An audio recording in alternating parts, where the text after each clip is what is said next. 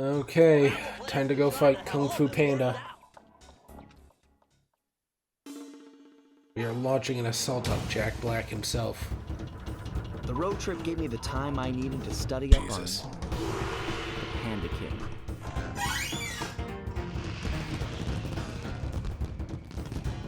Born penniless, he was fascinated by the fireworks rich noblemen set off every New Year's. He spent a decade learning the art.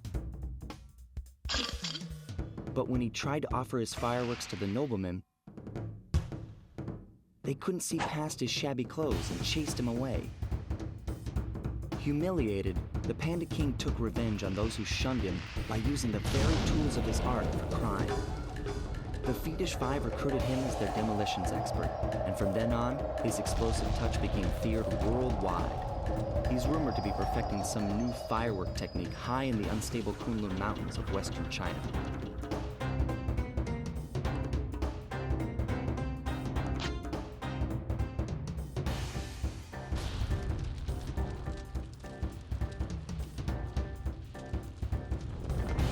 Fire in the sky. I feel like this is probably the area that I've seen the most when it comes to like playthroughs or speed runs or shit like that.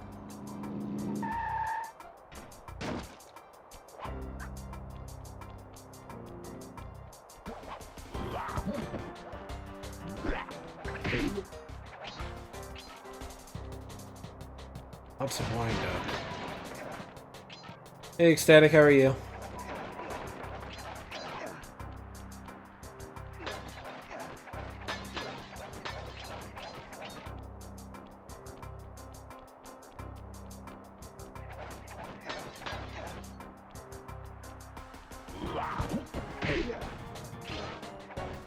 I didn't even see him coming, but it scared the shit out of me.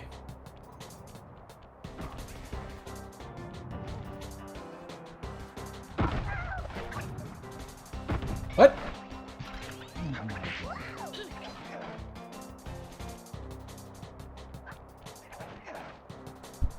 You're in the car right now, so bad connection. You're okay, could be better. I feel that. Except, thanks for the cheer. I've had like a headache all day. Would you look at that? A fireworks show! Oh my gosh, that's awful! That poor village just got buried in freezing snow! The rocket came from that giant statue, and you can bet the Panda King lit the fuse. I've got to find my way up there and fast before that lunatic squashes another town.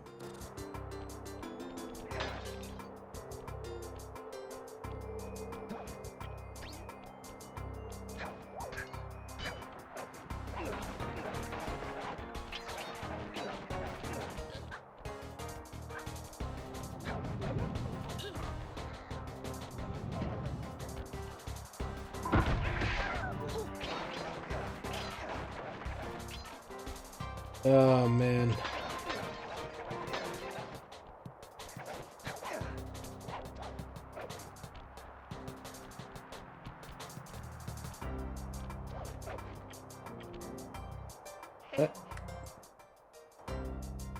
Oh, I didn't realize I was on my okay, whatever. I'm starting over. I got a game over right from the start. Because I didn't realize I was already at 0 lives. Okay. I'll say this, at least the game overs do not make you recollect like all your like bottles and shit, which is pretty good.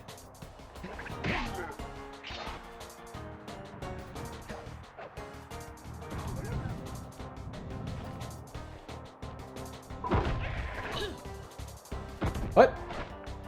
What hurt me? That happened last time too. Love is like that sometimes. I do not feel love nor adoration for this particular enemy, so I don't know if I would call this like love pains. Okay, that time it seems to work. It seems like I always take damage if I approach him from the right hand side, which is kind of weird.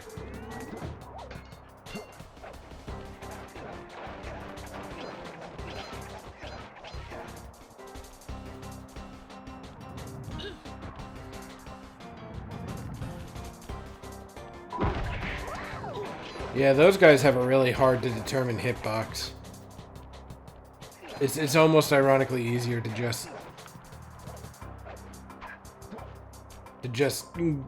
start your one thing like real early. I think you might need to end your friendship of 16 years. Hi, Goober. It's a little harsh. Yeah, why do you need to end your friendship of 16 years? What's going on? How do I... There's something to... Oh, I see it. Okay.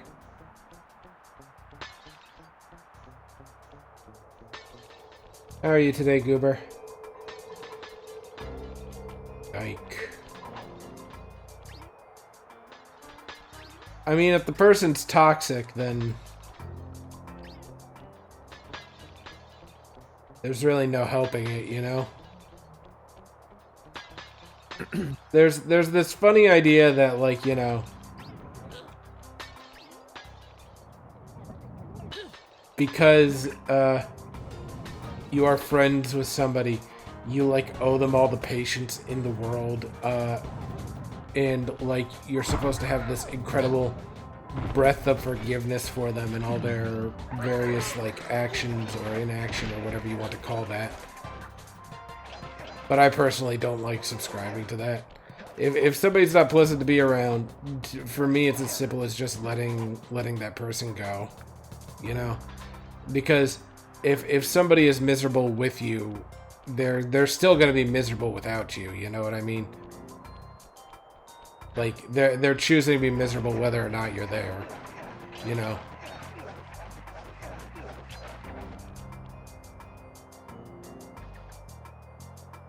It's not harsh. Her and her mom sent me a petition to ban the trans right bill. And I'm like, they aren't hurting anyone? And they started arguing with me, saying it's a sin and stuff. So yeah, they're going to force me to see the light of God. That's trash. Yeah, your beliefs are not my responsibility, lady. Yeah, I am not responsible for, like, mediating you and your own personal values.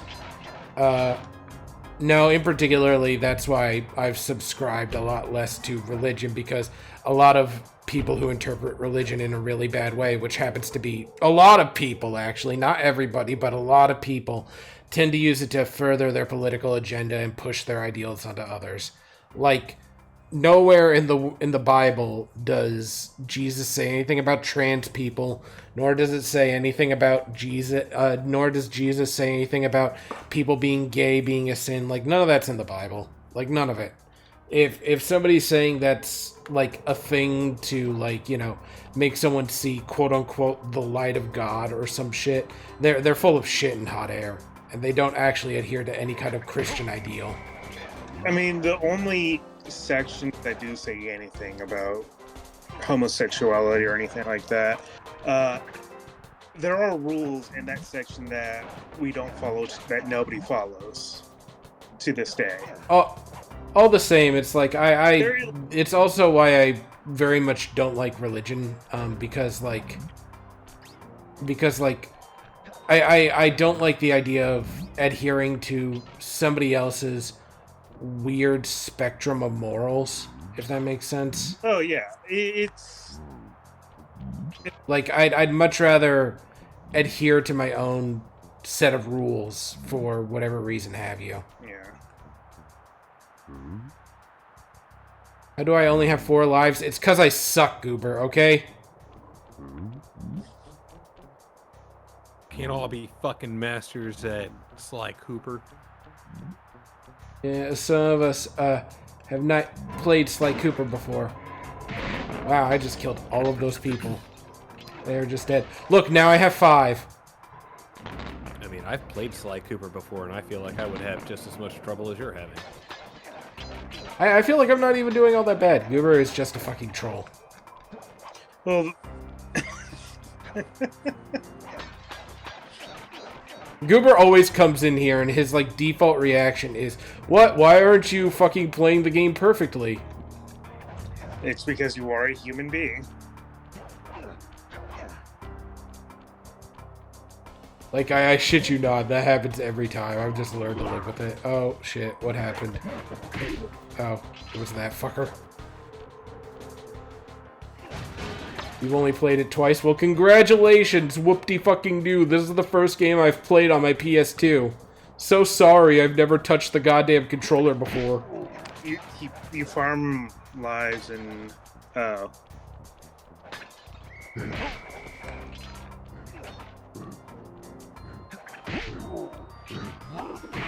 Yep. See, it's because I do stupid shit like that. I farm lives in Rayleigh's area. Yeah, like, that's a super easy area to, like, farm lives, but it's like, I don't care that much, because the worst thing that a game over does to me is make me restart, you know? Damn. I thought I could get a lot of people with that fucking jump. Nope. I just suck.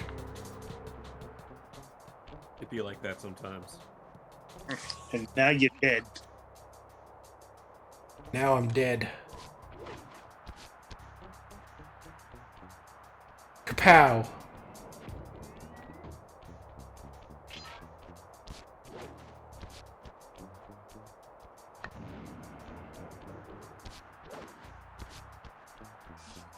I'll just use the mine. This is what the mine is used for. I played this over 700 times. I think the game that I've probably played most is a tie between... Oh, God. Like, talking about replays. Like, a game that you actually can beat. It's probably a tie between Wind Waker and Thousand Year Door. Like, I've played Wind Waker a lot.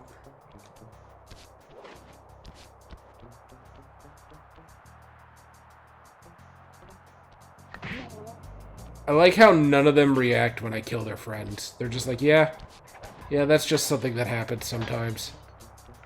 Part of the game.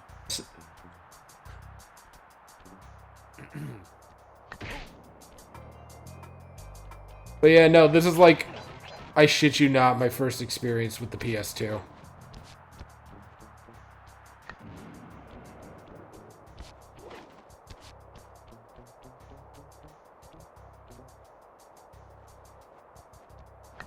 Oh, I messed up. I wonder if I can get both of them by putting my hat right here. Because they seem to have like a weird layer of overlap between the two of them. Nope, and I got neither of them. It is I who is the clown.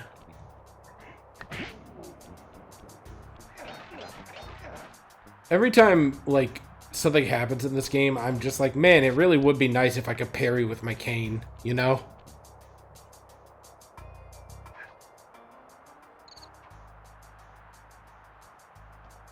Like, oh, if they launch a projectile, why can't I just smack that out of the air with my cane, you know? Because fuck you, that's why. Because fuck you, this game is on the PS2. Stop expecting so much.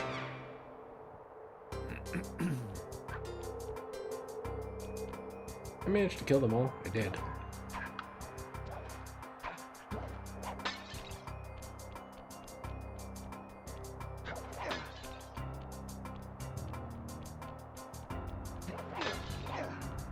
Okay, I just need another 2.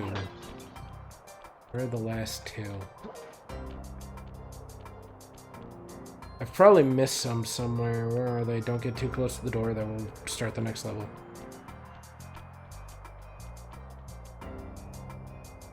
Man, Mom is taking a while to come back from the Aldi. The only Aldi. There is only one Aldi's. It is just very fast. That's Goober's least favorite joke that I've made. What, the Aldi? Yeah, I got into a car with him at one point. Do I want 100 bits? I'll take 100 bits. Fuck, I'm not gonna complain. Better not. No, like... I was in the Goober one. I was in the car with Goober one day. You were in the Goober. Thank you. Sorry, I had to do it. So we were passing by Aldi's or whatever, and we were like getting directions to a place, and I was like, yeah, we're by Aldi's, and Goober's just like, there are many Aldi's, and I'm just sort of like, no, there isn't. There's just one, but it's very fast. It's probably like his least favorite joke that I've ever made. I'm only missing one, but I have no idea where it is. Please rotate the camera. I am begging you.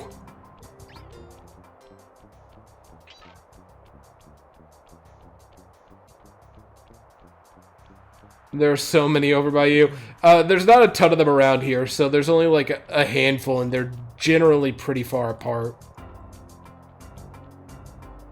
I'm not getting involved with this conversation, says Goober. Aw, come on, Goober. It's a fun conversation. Conversation.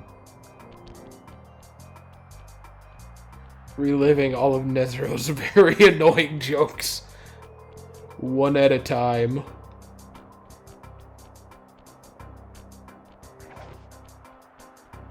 I'm trying to... Now I gotta backtrack through the level because I have no idea where one of these is.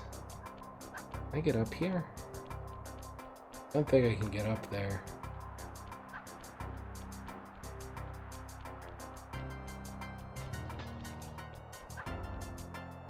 Ah! Damn, son, I was not... Okay, whatever. You do you.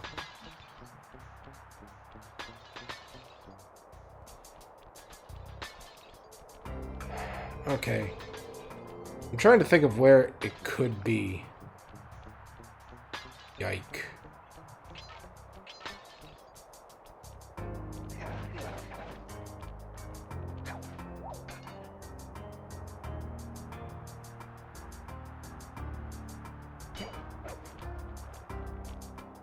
Backtracking in this level is stressful.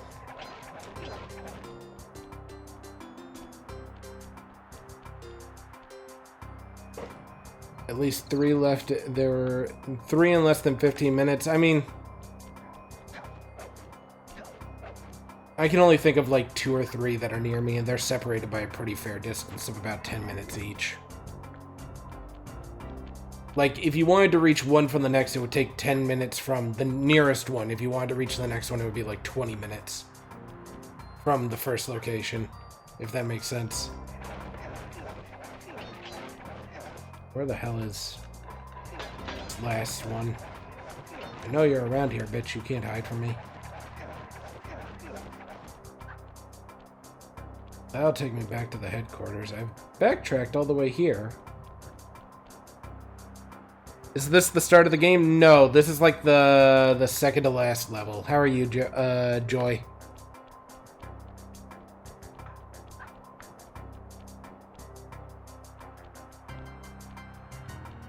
Though I do have all the VODs up, so if you're interested in seeing the entire game, it is in fact all there. I have no idea where this last one is.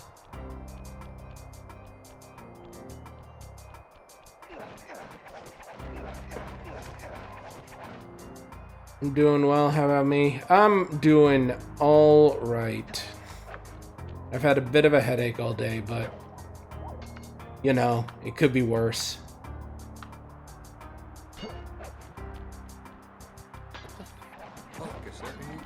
Oh my. Okay.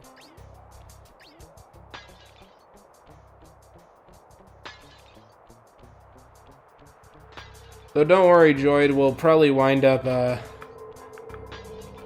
playing most of the Sly series on this stream. I'm enjoying it quite a bit. If the other ones are anything like this, I'll probably play more of it. Oh!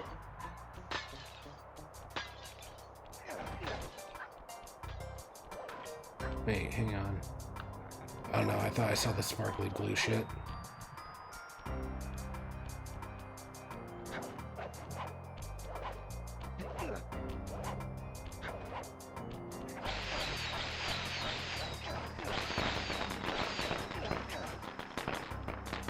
Nice.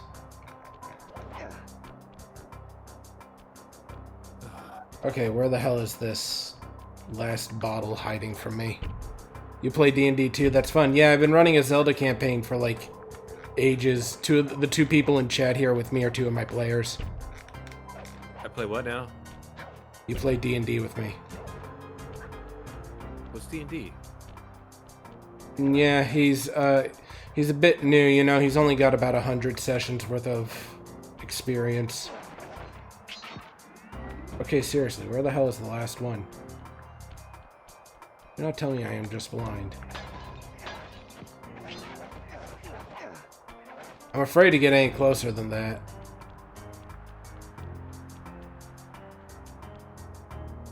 Second slide game is an improvement. Third slide game is okay? Okay. Well, I mean, I've got all of them, so I mean... Sounds like the worst thing that I'm getting out of this is like an okay... Still like an okay game. Yeah, none of them are bad. Where is the last one?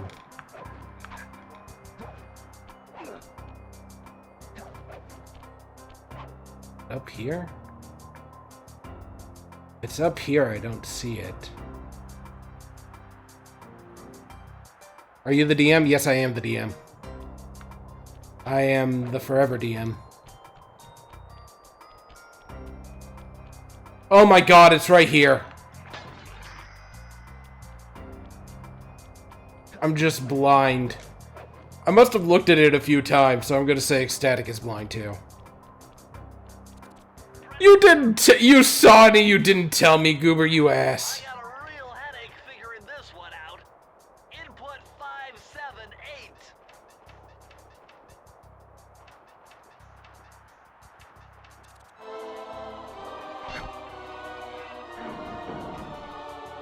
Third has really fun mini games, at least to play with friends on co-op. Better and better. I Well, heard that one of your southern good news for me. I live alone, so I'll never try any of those. staying invisible.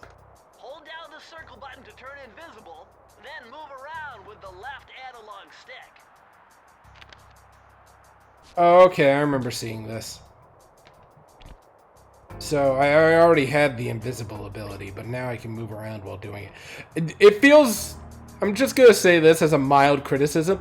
It feels weird to get a technique like this at the very, like, second to last kind of situation, you know what I mean? You're touted around as a thief, and you're finally getting the ability to move while invisible. Something about that feels a little bit weird, but maybe that's just me. Forever DM Sag, nah man, I fucking love my DMing. If you're interested, Joy, feel free to join my Discord. We have like notes on all of the sessions up until the most recent ones, with the exception of Wednesday's notes, because I host the session 2 times a week. I've been hosting it for like 4 years. And we're 200 sessions deep, and it's an asynchronous campaign, so both parties are in the same world. So it's a very expansive content.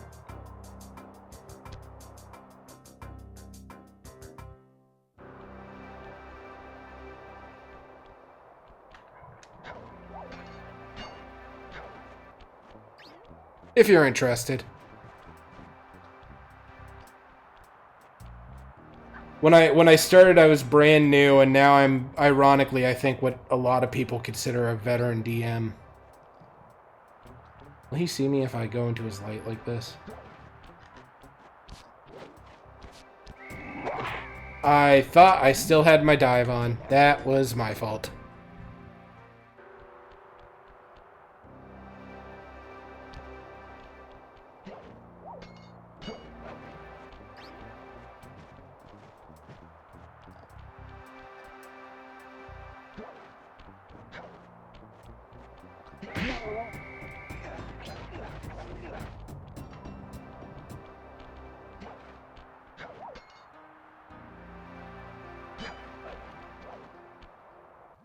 Nice job breaking into the Panda King's compound. I think I figured out a way to get to the top of that giant statue. But unfortunately, it's obstructed by this reinforced ceiling hatch. No problem. They seem to have plenty of firepower around here. I'll just have to find a few more treasure keys to get at it. Just hosted your first session ever. It was pretty fun, but I suck at RP, so my players got bored as soon as we got into the village.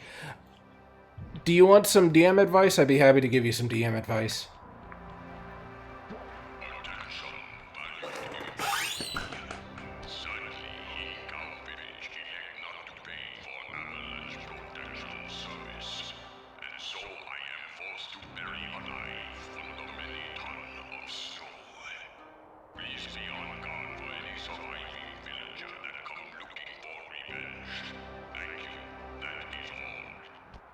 I'm trying to hear these, but because I have to keep my monitor quiet so that way my mic doesn't pick it up, it's difficult. So witness somebody racing to the train crossing and they didn't make it, so now they're stopped. Yep. I'm guilty of both being that person and laughing at that person. It's a funny enough, it's a two-way road. That would be helpful. I'm gonna take a moment to pause so that way I could talk about it. One thing that I really wish somebody had told me when I started as a DM is that a character's backstory can be really vague, and you can basically decide what you want to do with it along with them and what they're okay with as time goes on, and you can make up story beats and stuff like that. But the one thing that a person absolutely cannot do without is a concrete goal. If you don't give somebody a concrete goal, they will always feel like they sit on the sidelines.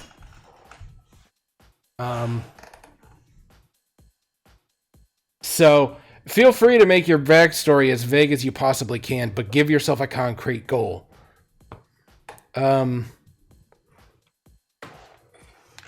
If it's RP, generally the best way to go about doing RP is to, as rudimentary as it is, build a mindset for every NPC that it is. So it could be basic, but it's like, you know, if you think to yourself, I really want this person to be gruff, you can think of somebody you know who might be, by your own definition, a little bit of a hard ass in real life, and think to yourself, how would this person react to this certain stimuli or this interaction, you know what I mean, if they were here. So if you're struggling to be the full creative of making an entirely from scratch personality, you can instead roll with the personality of a person you are familiar with in place of that NPC. Murray's all fired up to make the run for the key. While on the blasting station, use the left analog stick to aim and the square button to fire. Right on. I'll keep him covered. You're guilty of running and not by car. I've done it a couple times with stoplights and stuff like that. God, inverse sticks. That's so bad. Oh, and there's no options. This is PlayStation 2, motherfucker. You better deal with it. Actually, there is options. Really? I think. I don't think there are. Let me see here. If I remember, PlayStation controls, turrets, jetpack. Yeah, turrets up is aim down, so I could change it to up is aim up. Yep, there we go. Props to them. That is something that was really developed later. Not something that was done very much at all, really. Yeah, like in the early days. I feel like he's gonna come from here.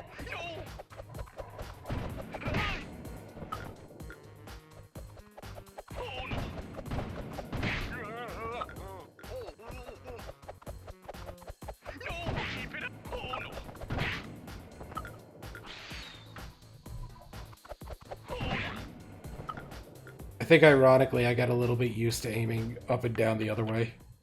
So now this doesn't feel right.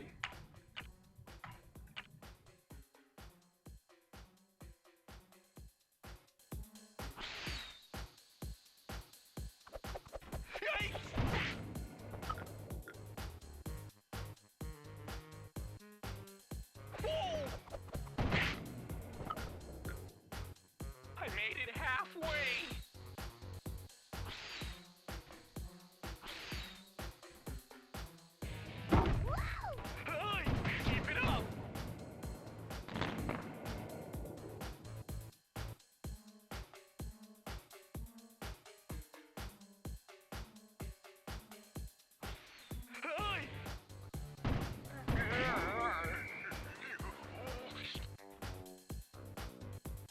God, I have no idea where Murray's running to. Where he's going. Yes, yes. This one's hard to project where he's running to. The other ones all have clear lines of sight, but...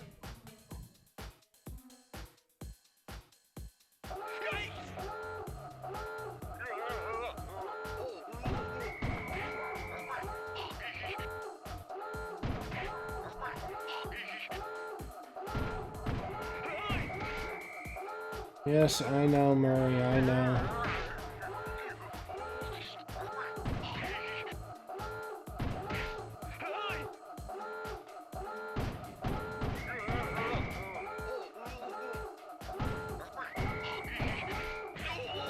Oh, God, I didn't get him fast enough.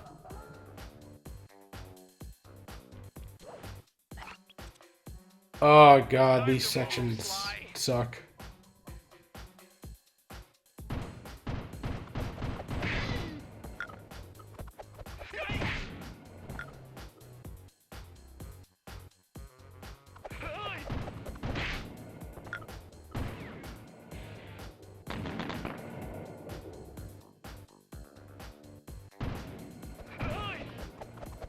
Keep it up.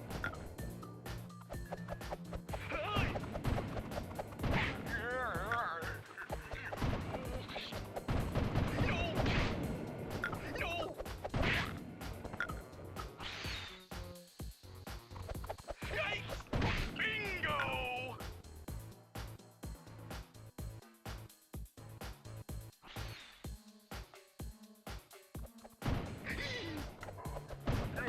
Oh, nope, wasn't aiming high enough.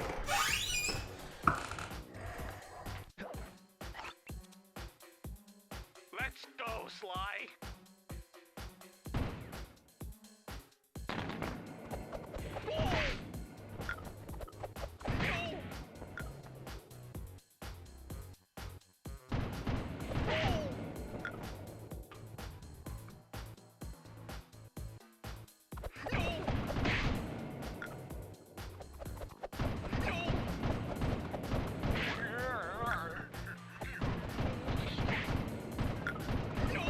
Bingo. You're home and hungry. What's on the menu for today?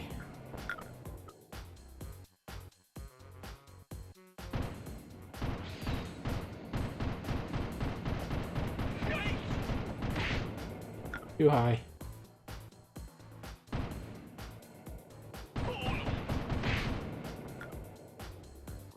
I'm half done. Culver's.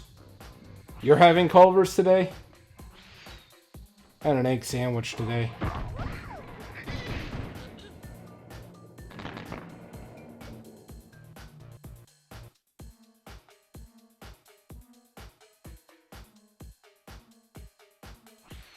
No. Bingo.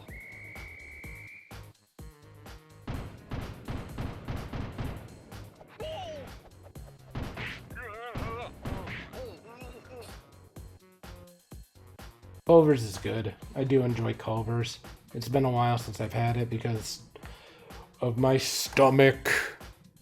But yeah, Joy, if you have any other DM questions, I'd be happy to answer them for you.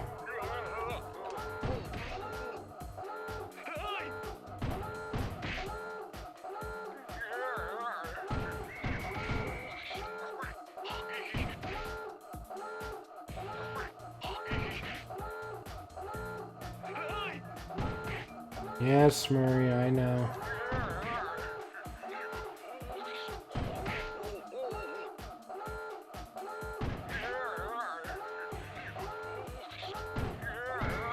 Way to go!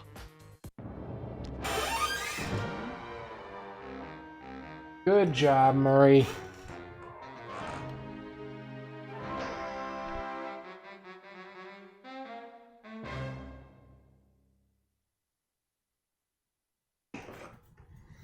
It's interesting that Murray is described as the muscle, but he can only take, much like us, one hit. You would think being the muscle would mean being a little bit tougher.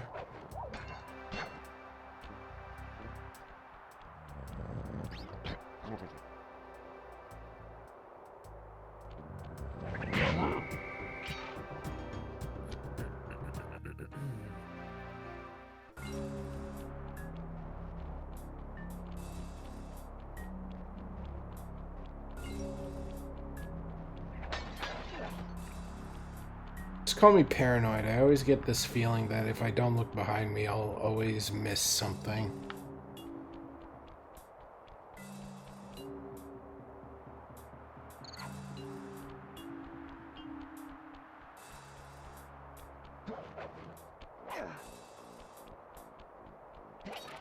This looks like a good place to try out your new invisibility move. Hold down the circle button to drop out of sight. While invisible, nothing can see you. Not lasers, not searchlights, not guards. Oh, if the guards already see you, then the invisibility trick won't work on them.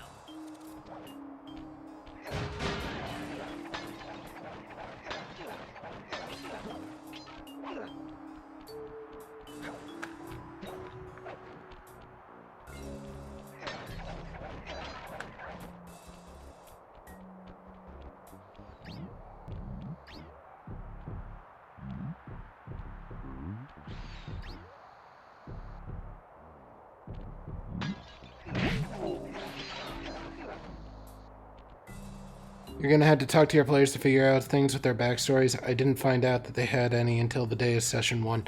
Yeah, so having anything is better than having nothing, even if it's just a basic framework. Like having something is better than nothing. Encourage them to create like NPCs they have bonds with, so that way you can use them later.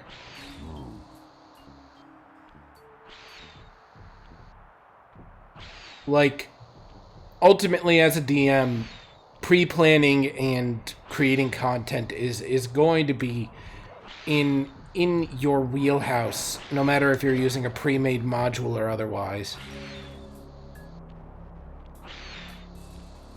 How do I get to there?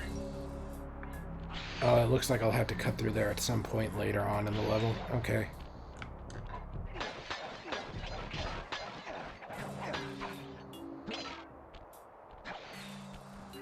So, yeah, there's literally no demerit to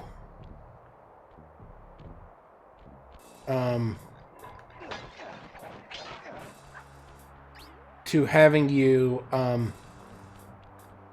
having them create like NPCs. Like, everybody's got a mom, everybody's got a dad, you know, like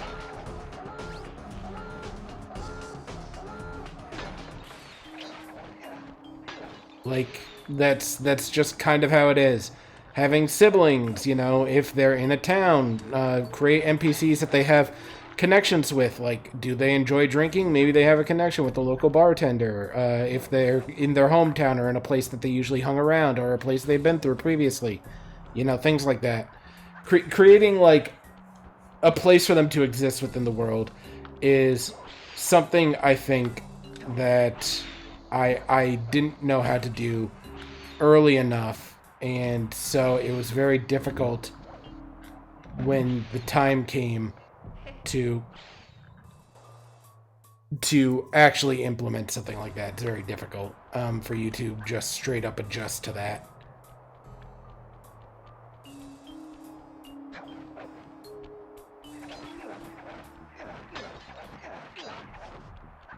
You know, like, NPCs have lives well before the party, and they will have them well after the party. Their life does not revolve around the party. It's important to make sure that your NPCs feel believable.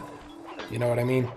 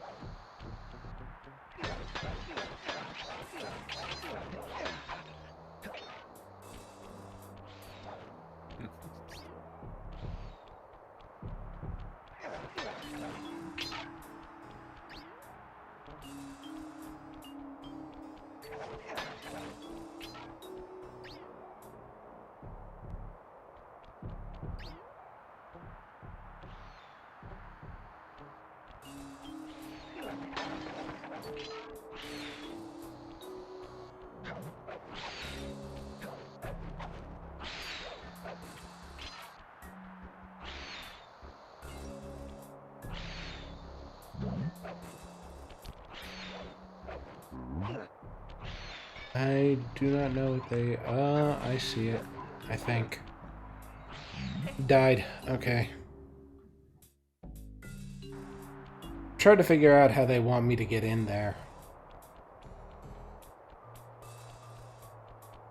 This guy respawn? Probably.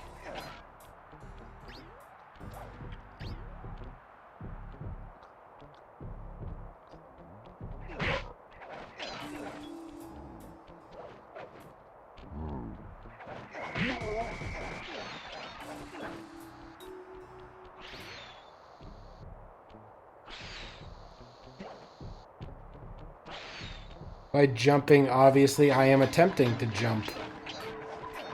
Jumping does not currently appear to be working.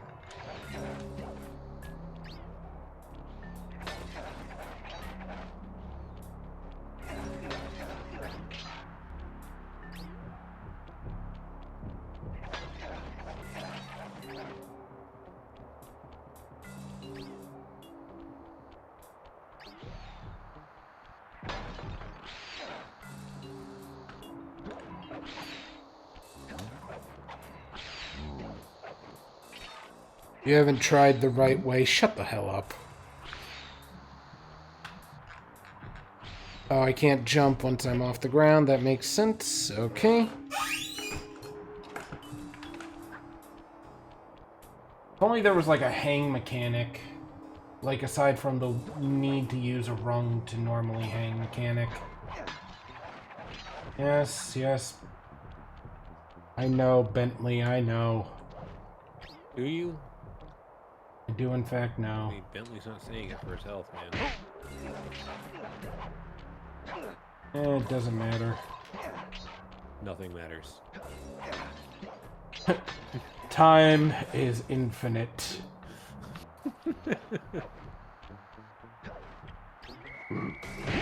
Oh, I managed to get that off before he attacked me, so it worked out. Yeah, I think I might know what the NPC would know. Sometimes they ask questions I didn't know the NPC would know or have a clue about. Yeah, I mean, honestly, it's... As a DM, it's hard, but telling your players no sometimes is a viable option. Like, if somebody does not know something, then it can't be helped. If this NPC doesn't know it, then they don't know it. You know?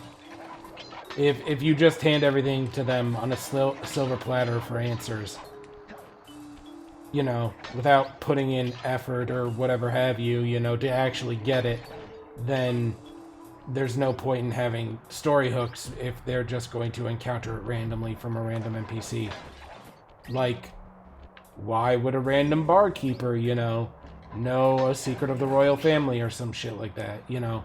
And that's not to say, like, oh, there's no way that, like, you know, the barkeep might know something like that. It's just, you have to explain what their relationship is, because no random, like, person would just know that.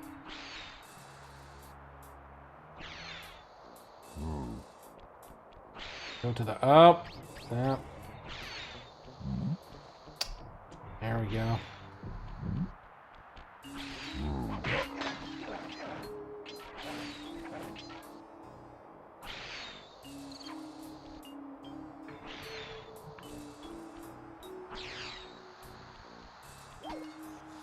And up.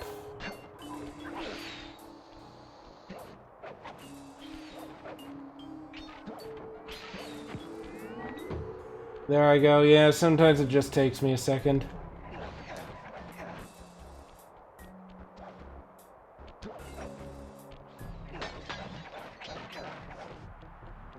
Yeah, it's like...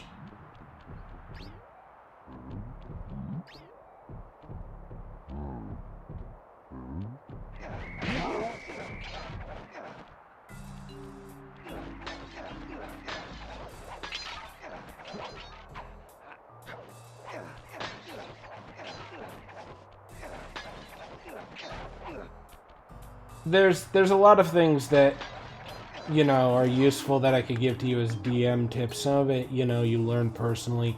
Sometimes it's hard to find a group you mesh really well with. Like, sometimes you will get players that don't mesh with your style as a DM, and that happens. But sometimes it is you as a DM that is failing. It's just not every failure that you encounter will be on your own part, if that makes sense. Some players just aren't good at RP.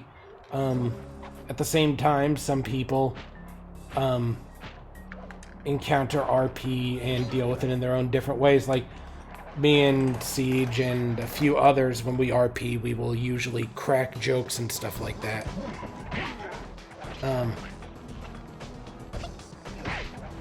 Because, you know, if we sit there and we serious RP for too long, we just wind up wanting to laugh. You know? Would you say that's pretty true, Siege? For the most part.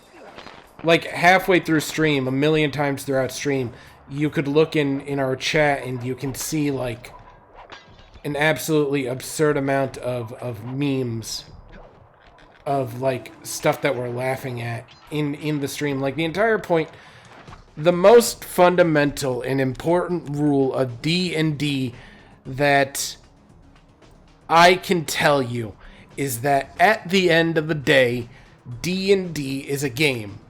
And the purpose of any game is to have fun and to be engaging. And sometimes being engaging doesn't necessarily mean that you are having happy moments at the same time having sad moments or tense moments does not necessarily denote that people are not having a good time. But the point of the game is that everybody has taken aside however much of their time for them to sit down with you and experience your world. And the entirety of the most important statement that I can give you is they are there to have fun. And it is your job as a DM to make sure that they are having fun. And at the same time, if somebody doesn't have fun, that's not your fault. You know, that's nobody's fault. It's just because you maybe didn't mesh right with them, or maybe the session isn't right for them. Sometimes stuff like that happens.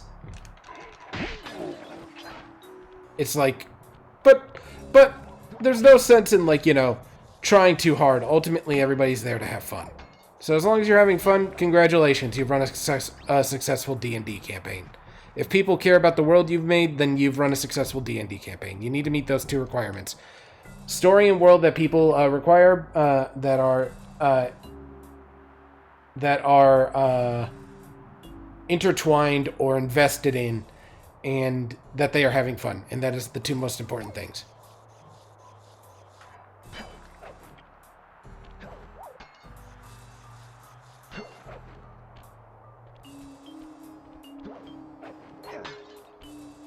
How in hell do I get up there? Your sister tells you all about it, but it's not the freedom you're used to in RP. Yeah, depending on what kind of RP you experience, or what it is you prefer, it can be like a very different experience, if that makes sense. Like if you're used to, like, being really into RP, then you probably would, like, work with a much more RP intensive group. Like, Ecstatic, try looking at Critical Role, or try looking at Dondare, what's the name of the one that Brennan Lee Mulligan runs? His group, do you remember? No. It's Dimension 20, that's it. Yeah, try those ones. And you might find them to be a bit more to your tastes. Because that's an example of, like, a very RP heavy group amongst professional, like, not actors, but they're voice actors, so they're used to playing characters. So it's like, try those, and you might be surprised. That might just be the difference that it needs to be for you, you know?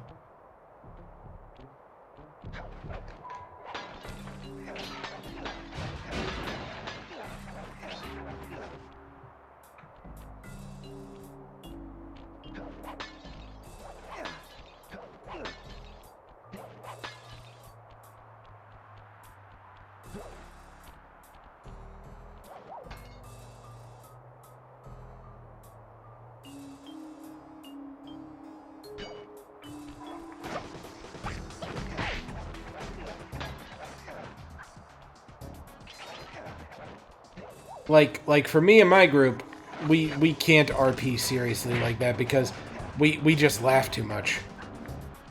Generally, would you say that's pretty true, Don Dare? We're usually much more like, in a way, we're RP heavy because so much of what I do is RP heavy, but it's just so hard not to laugh. Pagoda is some kind of Life's huge hard enough gun-powered that production plant. I need time to laugh. Judging by the scale, Yeah. Panda King must be making I mean- tons of explosives.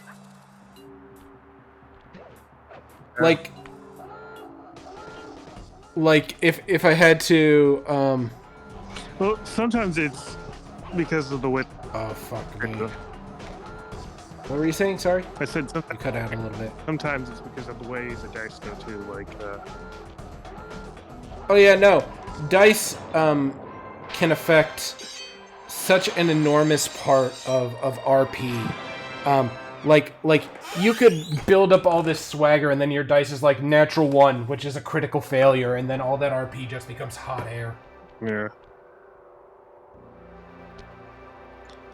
All the rules got to you, yeah, and that's the reality. But in a way, you could also view it as like, in a slightly different way of like, I have now encountered a situation that is outside of my original intended RP, or I've encountered a moment that's silly and funny and it makes me laugh, and I'm going to roll with it as part of my RP. Like that's really what it is. It's like it's make or break. You know, what does or does not work for you as a person. You know. Looking at you, Lakanna. Yeah, and here's the most important thing about the rules for D&D. You don't need to know them. You just have to pretend that you know them. Yeah, you just have to know them well enough. And this is a piece of advice for Joy as well. A good DM knows compromise. Me and my players here, we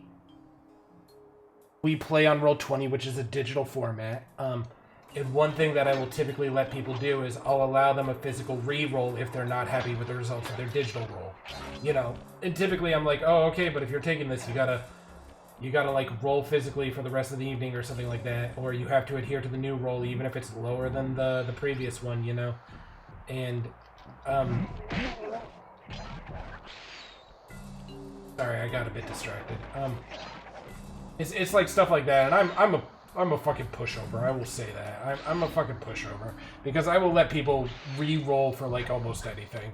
I'm like, if that seems like a really shitty moment or I really want them to know something, sometimes I'll just tell them. But it's like, generally it's like if multiple people are present, then congratulations. It's like there's multiple opportunities for you to come across the same information.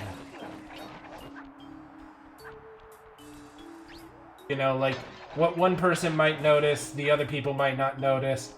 You know, stuff like that.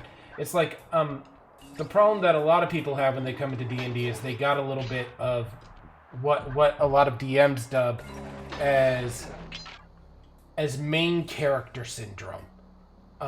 The idea of you are the big mover and shaker of the world. You are the main individual who influences the story, which is true. You're influencing your own story. You might do great things. You might have leaps and bounds and stuff like that. But it's like not everything important happens with your group exclusively. Like I've had these guys here where they're just like, yeah, no, I don't think I picked up on a story beat, or boy, it sure has been a while since we've seen X individuals, you know. I wonder what they're up to.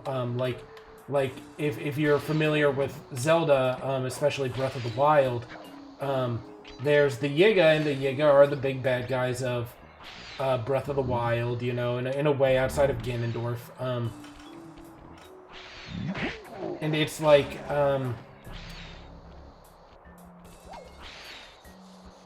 sorry, I got distracted there. It's like a couple times I've always told them, I'm just like, things are never quite as you think of them, and just because you have not seen them does not mean that they have stopped doing what they're doing. You know, like you are never going to have the full picture in D&D. IRP like someone is reading a book, if that helps describe it. You mean like you're reading from a script?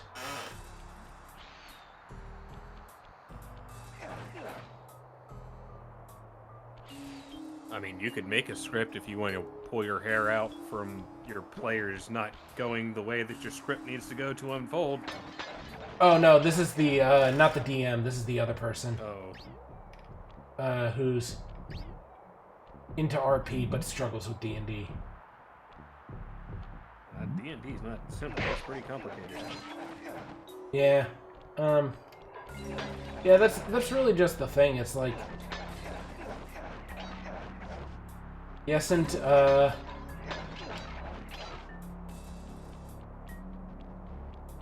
I'm trying to see. I'm waiting to see if you're going to explain it further before I try to give another response. You just control your character, and that's it. Each person can control the environment as well.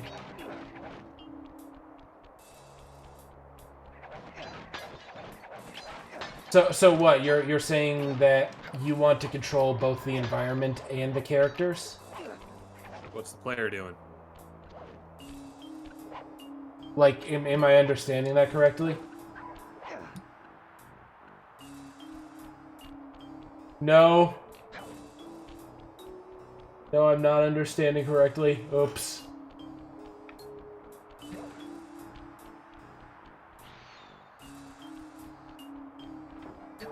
Trying to find where that last jar is, or bottle, or clue.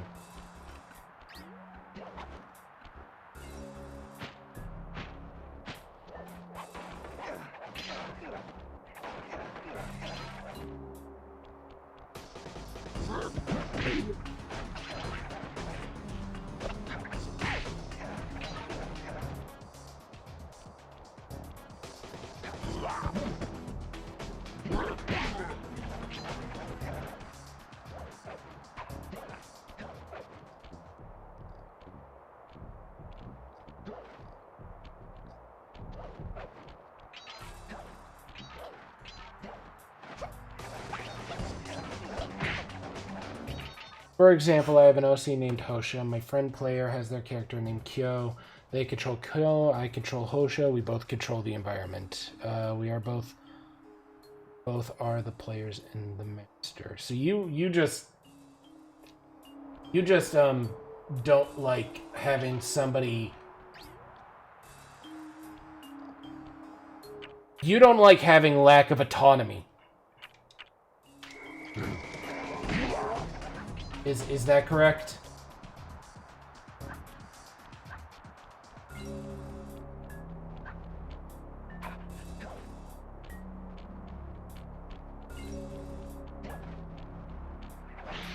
Because in a way, that's kind of what it sounds like. Autonomy. Autonomy means, example, Kyo and Hosha exist in a space, let's say a cave, right? Kyo and Hosha are doing the RP thing, and then the narrator says some shit like, a stalactite falls from the ceiling, in the middle of their conversation or something like that. That's what I mean by that feels to you probably like a lack of autonomy, or it feels like a lack of input on your own end. And so that is what you don't like, is my general understanding, if that makes sense.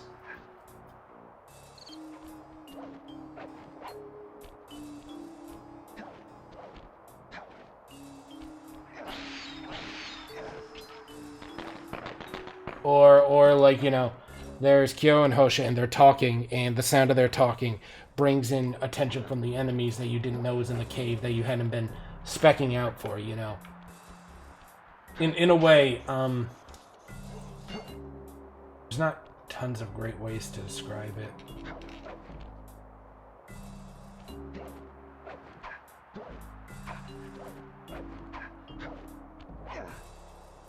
Really, this would have been a really good place. Both of us can say something falls if we choose to, I guess.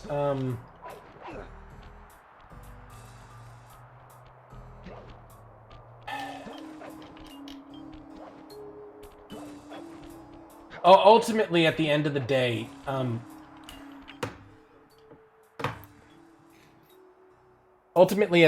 what it sounds like is, you want to RP your own world and come up with your own story beats and exists within your own space that you can control absolutely with input from both of you. And so you dislike not having control of the situation or handing control of the situation to that individual or to another individual, like in that regard of like part of reality is often we meet people that we do not like, or we interact with people that we do not like. And when we meet or interact with those people, sometimes, real life, we can just be like, okay, I want to avoid that person. And, or, at least when I'm RPing, I don't have to meet or deal with people that I don't like. And in that capacity, in I won't say like a super official capacity, you're kind of put into a situation where you're expected to exist with these things that it's like how to say this. I'm going to try to put this in a weird way. The DM is a third unnecessary presence by your own definition of what you want from RP. Because it's like you consider the characters that exist in the story as the only force. And you think of the DM like a narrator. So the DM is technically not a present force within your world. And that is where you are being met with resistance, I think is maybe the best way to put it. It's kind of like,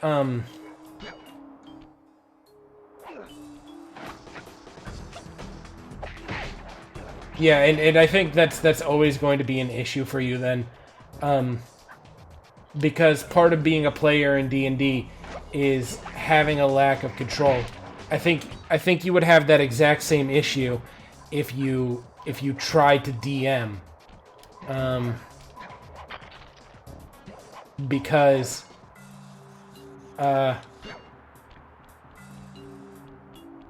if you tried to DM, where the hell is this last bottle? Found the safe. Where's the bottle? Oh, hang on. There's a trampoline. There we go. If I had to put it one way. When you are a player, you don't like having the DM, but if you were a DM, you would not like having players. Because you want to tell a story. But unfortunately, D&D stories are not linear. It was a challenge, but this vault's combination has got to be 667.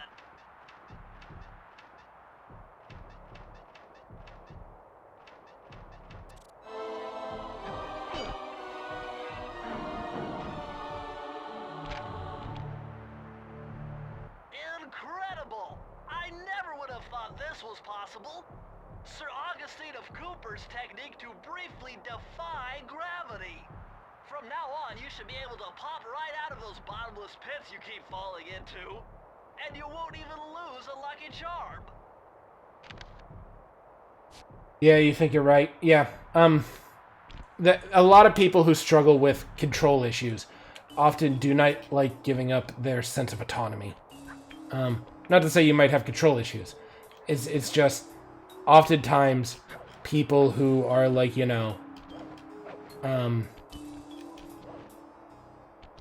are very much like, what is the best way to put this? People who are just like, I don't want to say like controlling. People who are like,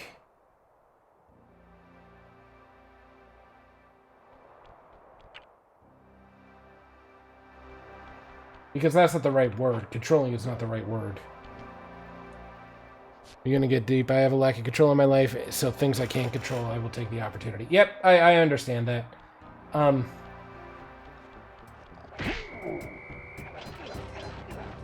I can understand that. It's I get it. You don't have to elaborate if you don't want to, but I do understand.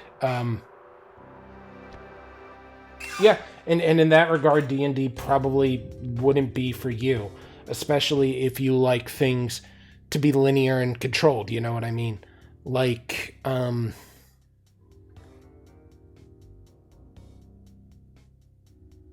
you're very much a person who's like, here are my characters, they exist in my story. This is what I want the storyline to be. These are the beats that they're going to hit, this is everything that is going to happen. And if I have multiple people, then we could talk it out and consent. But ultimately, there is no variance in the outcomes of those choices. Despite its temple-like facade, this place is really some sort of trading ground. Stay on your toes.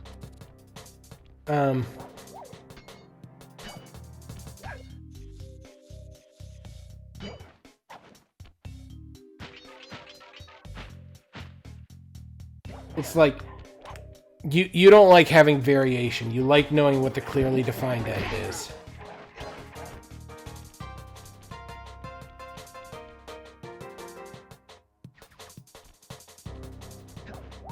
Yeah, that's fine. You know, sometimes D&D isn't for everybody.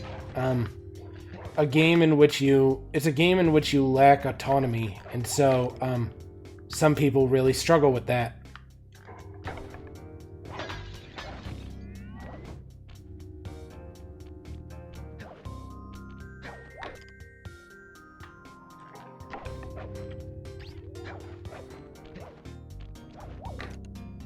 Like, and I'll be honest, not to sound like I'm taking on you. Sometimes those players can be very unfun to play with. Not to say like you would be a bad person to play with, but I've had a person who had a very similar, like, in a way, issue like that when I first started DMing, where when they were in combat, they would direct other people, so that combat went the most efficiently, which was not always fun for people, you know. And sometimes that's just the reality of it, is like, some people isn't built for every game. Don't take offense.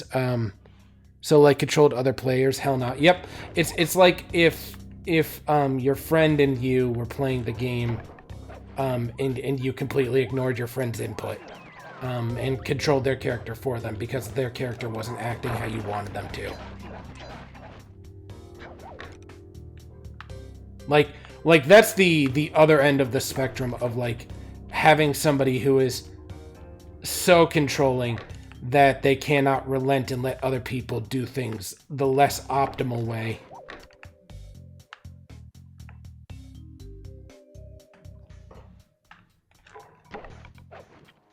Oh, I just noticed this. I'm glad I noticed this. Maybe that's why people cheat rolls. They have set outcomes in mind. I think one of my players who might be doing that. Some people do that, where they really want things to go their way, and so they fudge dice rolls, you know what I mean? Fudging dice rolls is essentially like, I actually rolled a 5, but I'm going to act like I rolled a 7 because that will put me in the positive for this, you know what I mean? Oh, fuck me. I'm in a bad position now.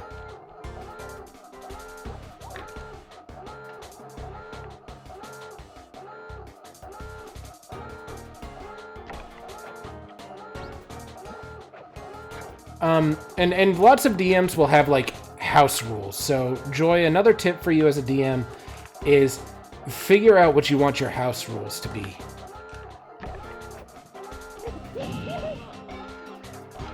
God, I am having an awful time trying to do these jumps.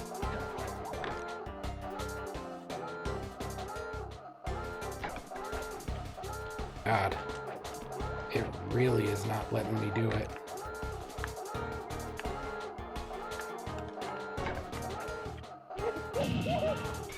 Oh wow, I had 2 lucky charms and I lost both of them. That sucks.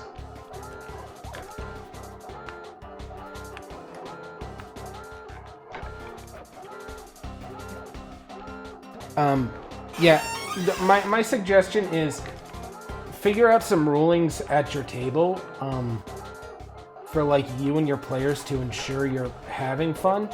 God. I do not like this section.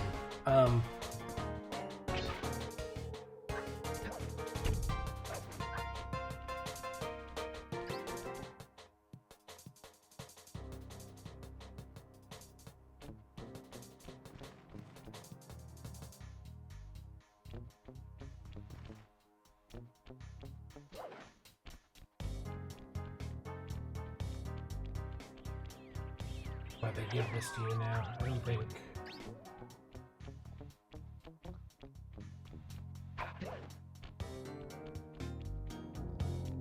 The whole area is tedious. This one in particular just doesn't feel good. It feels like you gotta be very precise. Some people like really high precision jumps like that, but not me.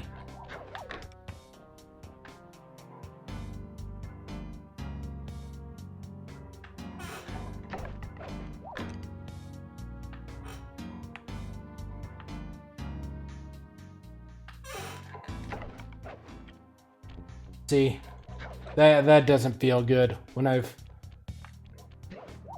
done the whole big swing.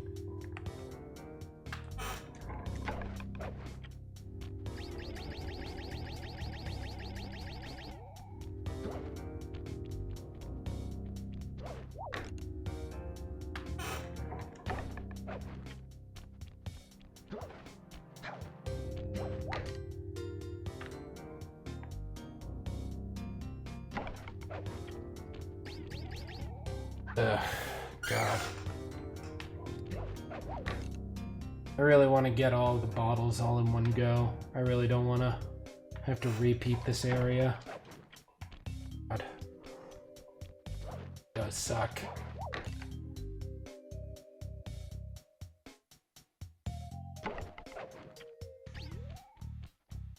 Got team wiped by the Bugbearer. I don't know if you're ever playing again. Honestly, if they got wiped,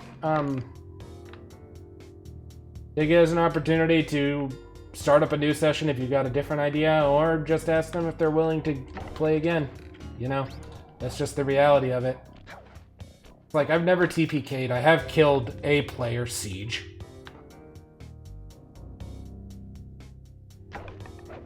He got better. He got better. D&D has revival spells.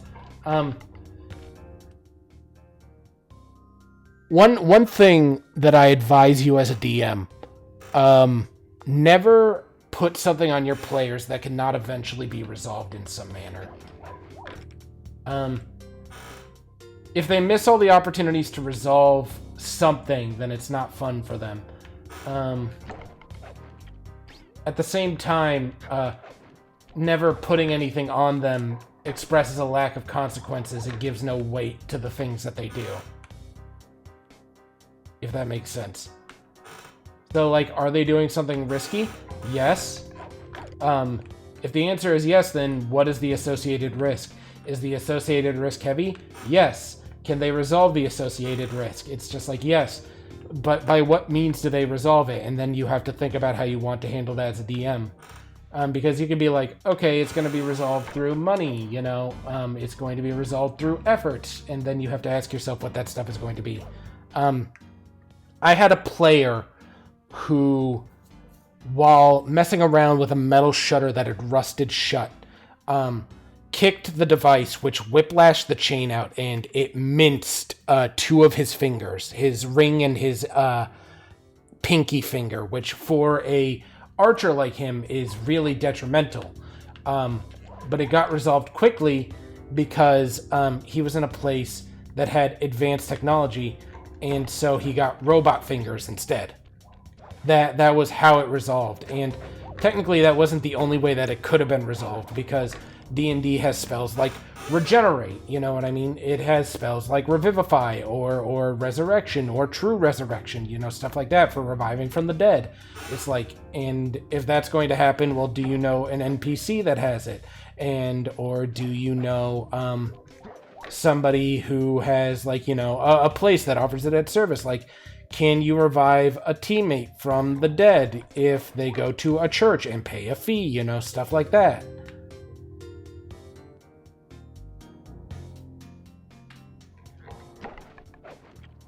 Oh, fuck off, dude. This game.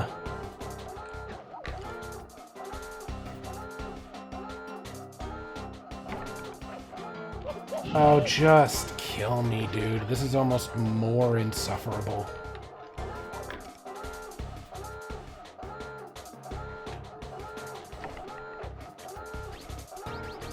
Hello, Sly. You happen to have a cane that happens to be rather long. Perhaps you would mind, I don't know, sticking on to one of those hanging roof latches, you piece of garbage.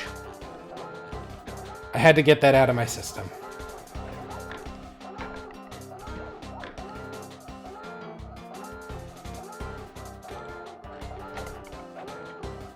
Come on, Sly. You think it's a quick exo? I don't know.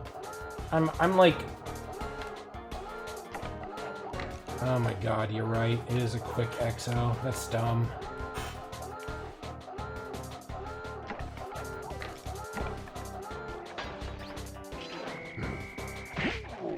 Yeah, okay, bud, whatever. Thank you, Ecstatic. That was stupid.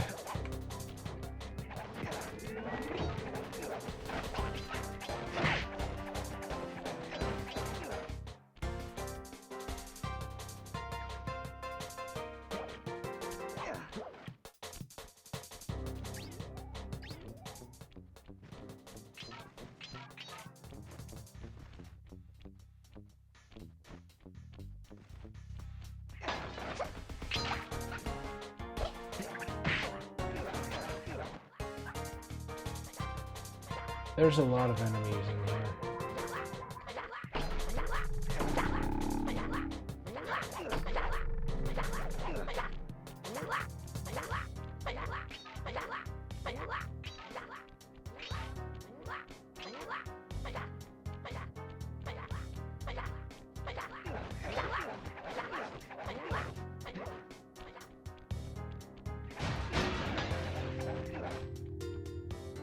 It's because I was pressing the O, and since it's a combo from 2002, it had to be right after the other. Ugh.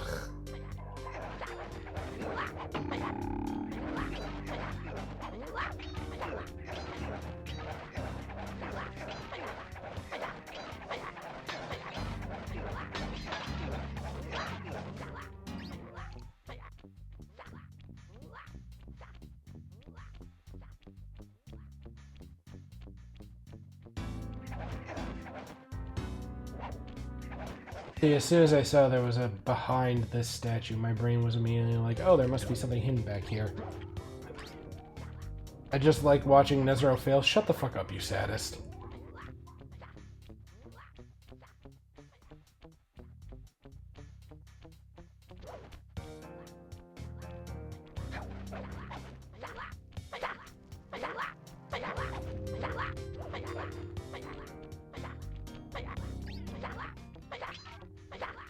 Okay, let's see what I can work with.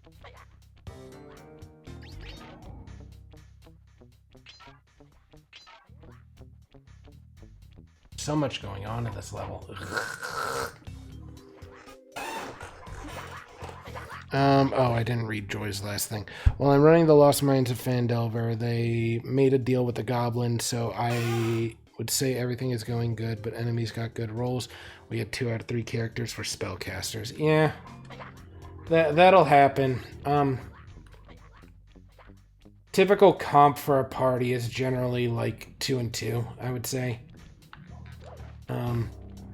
If you're going to have a spellcaster in a, like, oh, my party is mostly martial melee or something like that, like barbarians and fighters or a rogue or something like that. Like, typically having range is important. Like, barbarians make for excellent frontliners. Fighters a little bit less so, but still excellent frontliners. Monks are good for speed and agility. Rogues are good for range. And spellcasters are versatile. Depending on which ones you play, you know, it can really make or break it.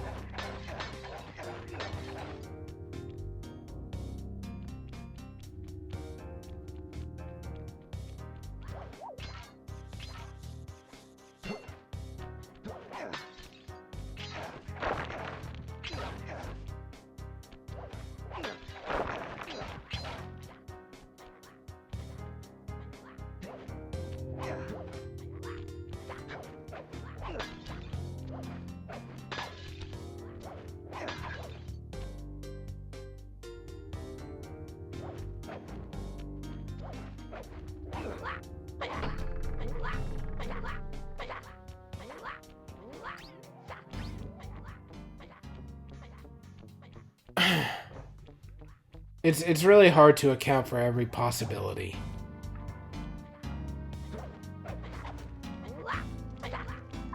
Also, fun fact about being a DM, you can fudge your own dice rolls, and it matters far less than your players fudging their dice rolls. If you think something is going to go too far out of control that you really don't want it to, fudge your dice rolls a little. As long as it's not killing your party, then generally it's like, whatever.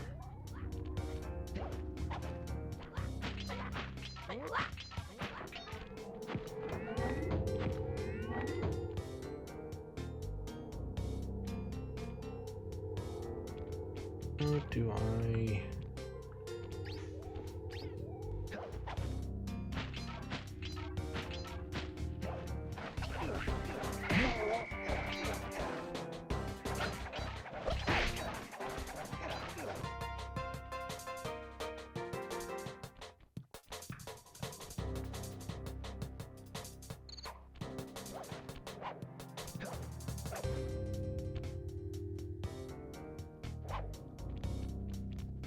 At least now I know.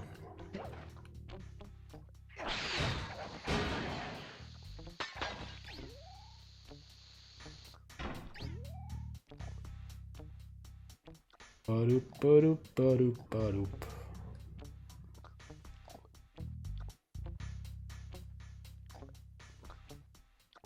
Under $40, we are gonna order McDonald's.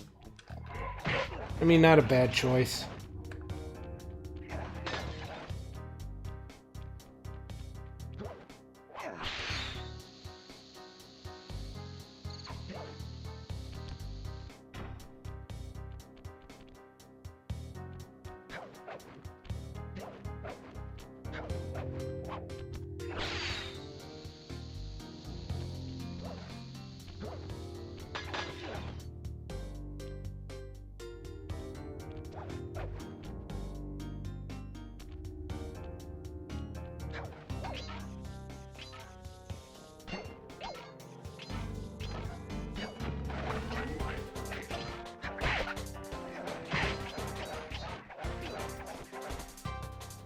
Mom doesn't want you to, I mean...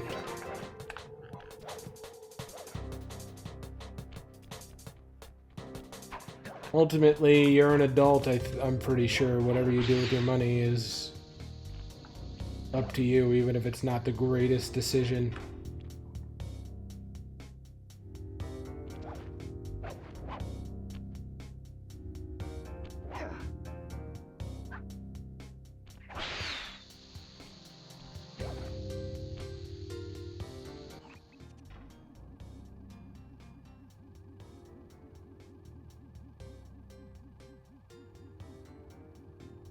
Oh right, I don't have the thing that lets me see items yet. Fuck.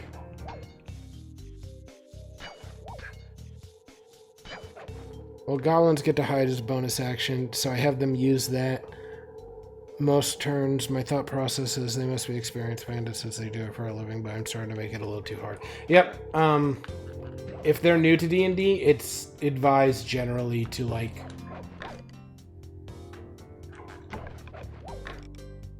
to ease up a little.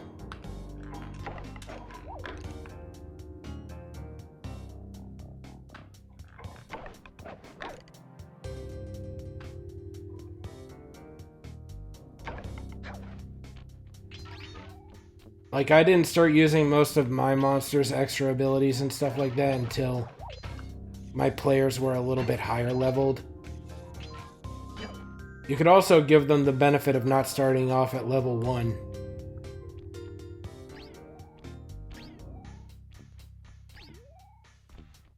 Generally, a lot of the problems that individuals experience can be resolved simply by increasing their level slightly.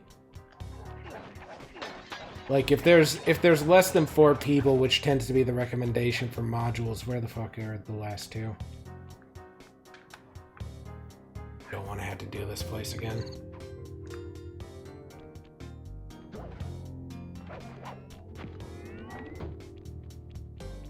Wasn't over here, which means it's gotta be back.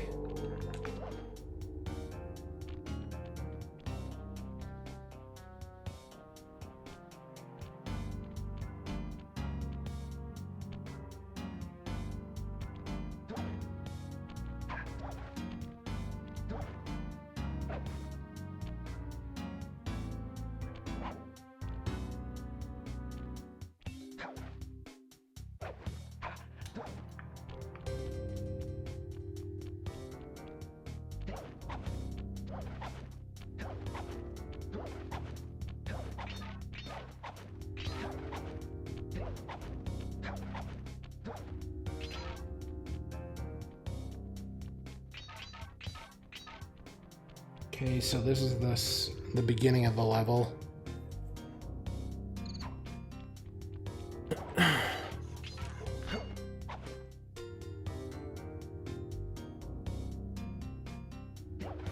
Now that every enemy is dead, I can basically explore this at my leisure. How many are you missing? Because I'm sure I know which ones you're missing. I'm missing 2. I see where they are. I just gotta figure out how the hell to get up there.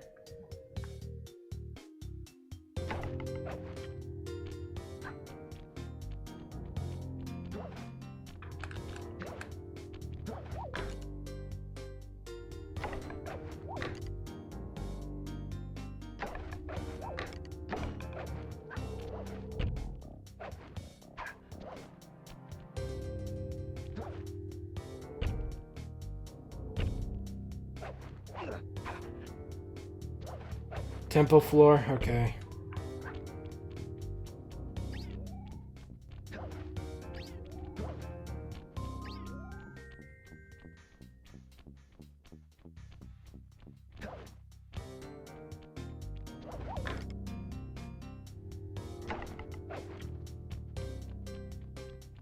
This shit again.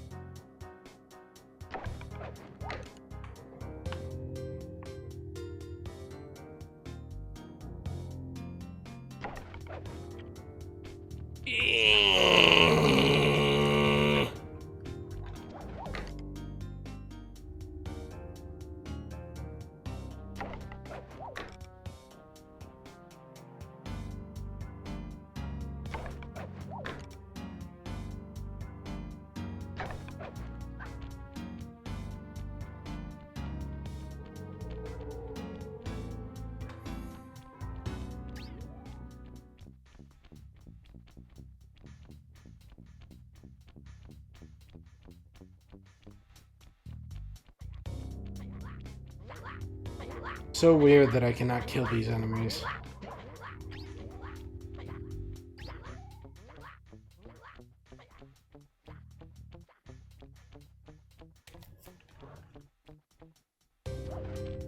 I can kill them, but there isn't much of a point to it.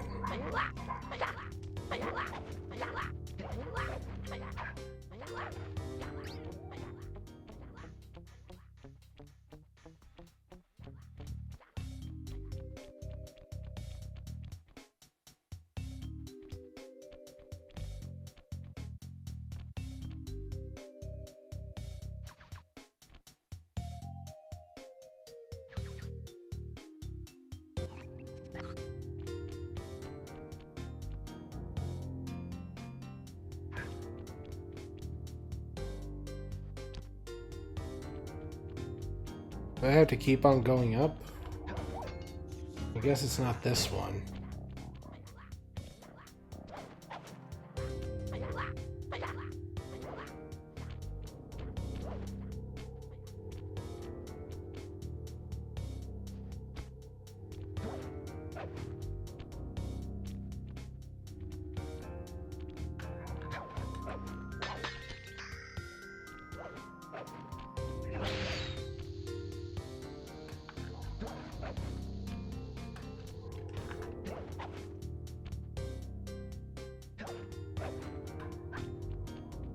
Alright, there we go, that's that. And then up.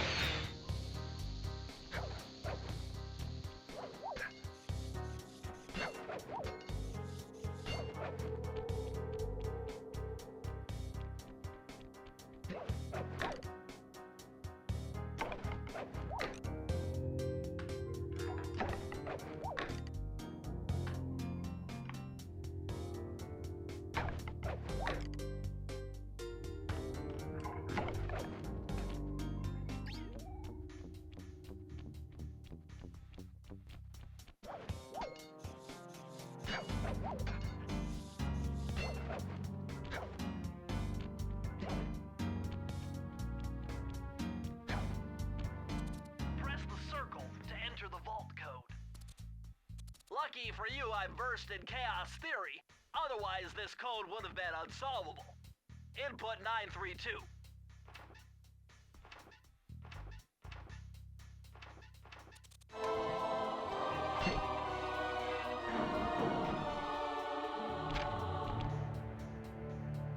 You found the blueprints for the Panda King's lair. I'll upload the data straight into your binocucom. Fantastic. Now I know where everything is.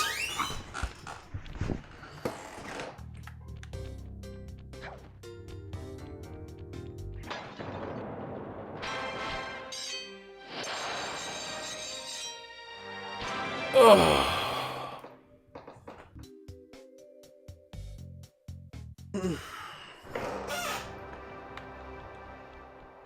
Don't think I have them all, but maybe I do.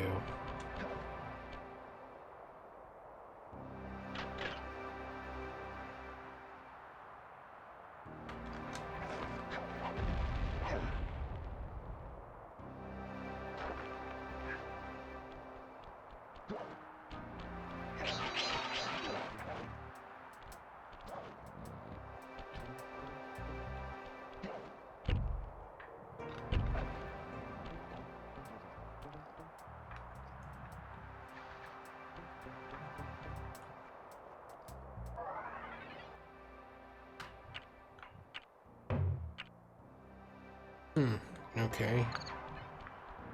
Like 3 left. Welcome back, Siege. I calculated the trajectory of these rockets Had to and go do a thing or I'm two. 99% sure you'll be able to ride them all the way to the top of that statue before What was that? they explode. What about I had to that go other do a thing or 1%? two. Well, in I that had to case, take Sly, my you'll work be computer blown to to my bits. car. But the experience will no doubt be spectacular. Nice. Now, to unlock these rockets, you're going to need all 7 of the Panda King's treasure keys. Right on. I'll steal them in no time.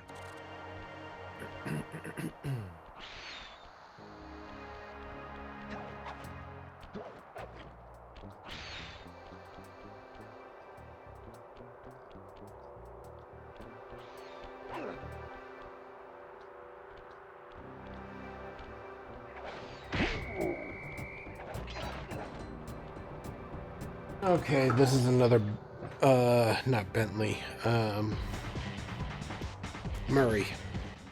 Hurry, what are you doing down there? Well, I'm minding my post when I notice a snow cone stand, and I think to myself, hey Murray, you gotta keep your energy up. So I hurry over here, and then all of a sudden, monkeys are everywhere, bugging me to race them 3 times around this track for a key. Could use the keys. Think you could take them? Come on, Sly, they're a pack of monkeys. How can I lose? All right, remember, steer with the left stick and press square to use any nitro boosts you collect. Keep clear of those icy patches. Thanks for the advice, Sly, but trust me, I got this under control. Here we go, race section.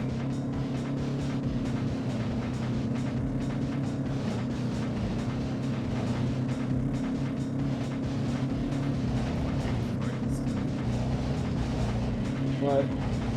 Nothing. Being puppy cat. That's why.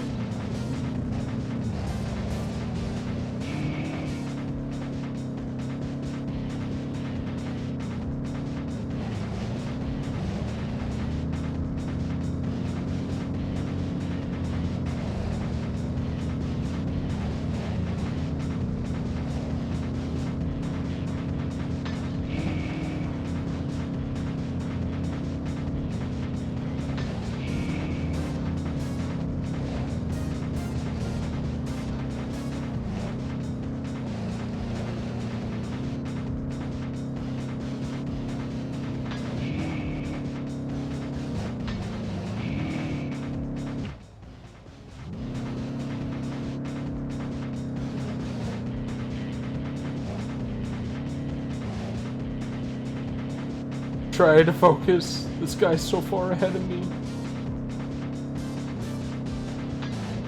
Do it. You're almost there.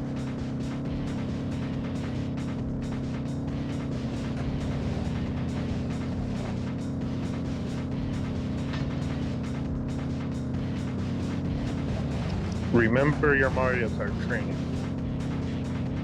Mario Kart, I'm allowed to... Grind your wheels, get that boost. I'm just not.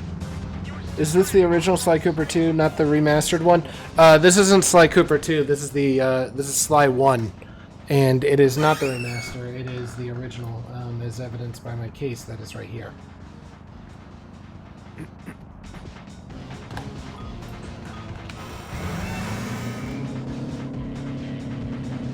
Yeah, there's quite a few things different with this game as compared to Mario Kart when it comes to its racing. Like how acceleration relies upon the analog stick.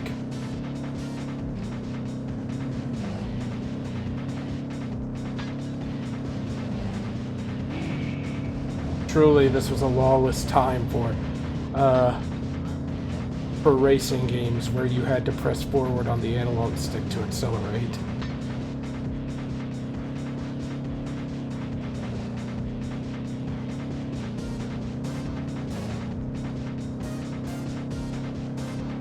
Oh, I missed it.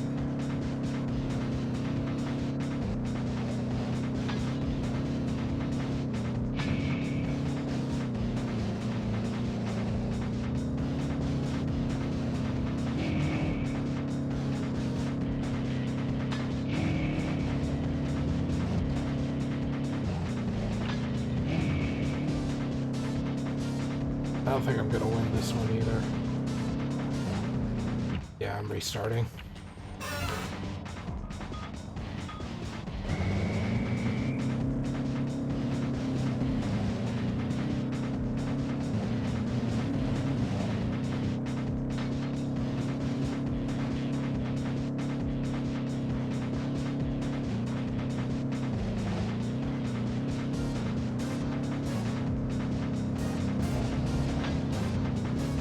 Now listen here, you darn dirty apes. I want that first place. Give it here. Take it. Take it and don't apologize for it. I refuse.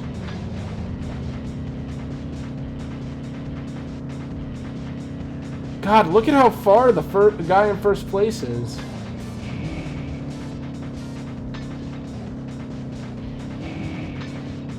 Nope. If something like that happens, it's as good as over. Like, watch stream and tell me that shit is not absolutely wild. Like, when Murray decides to turn the car vertically because he hits a side ramp or something like that.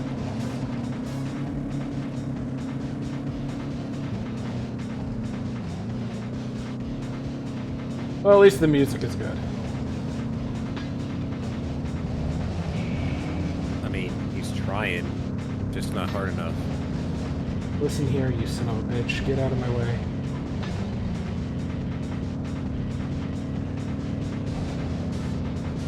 Oh, no, you don't. Get back here. Get back here.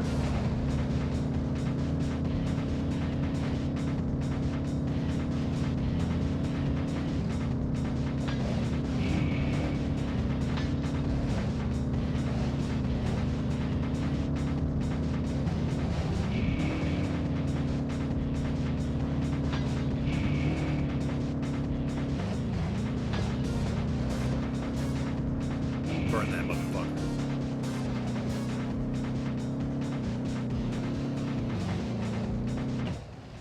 If you see me randomly pausing, it is not because of any reason other than my thumb is starting to slip. Get a towel. It's time for that pro gamer move.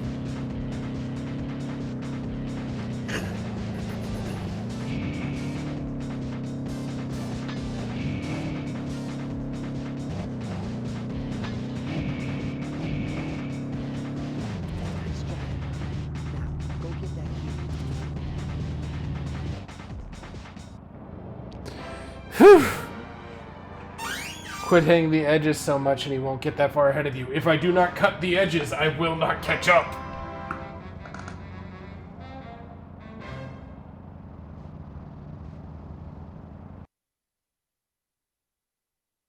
It's a van, it's doing its best. Why isn't this van equipped with 4-wheel drive? Because this isn't a 4x4 game.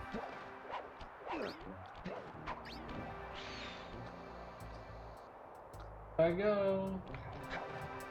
Oh, God. It's one of the shooter segments. Oh, God. It's 2000. The year is 2002.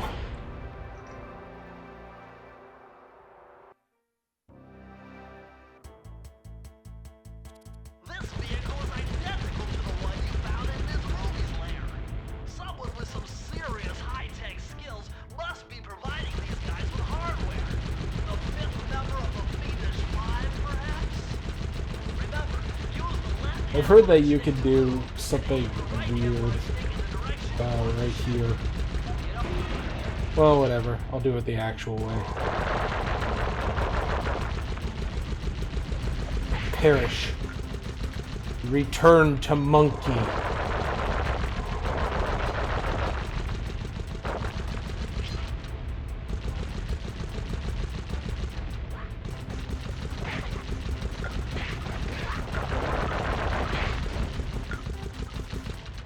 Gone reduced to atoms.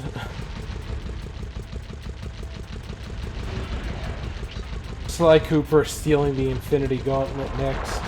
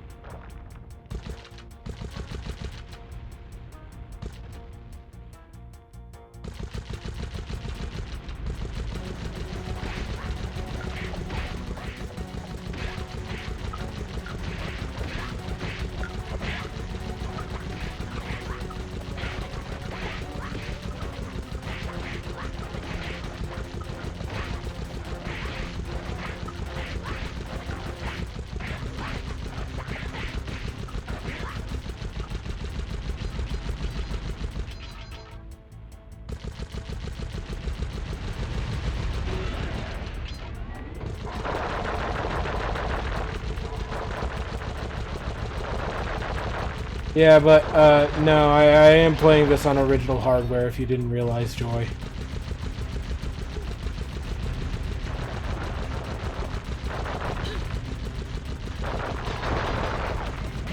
Perish.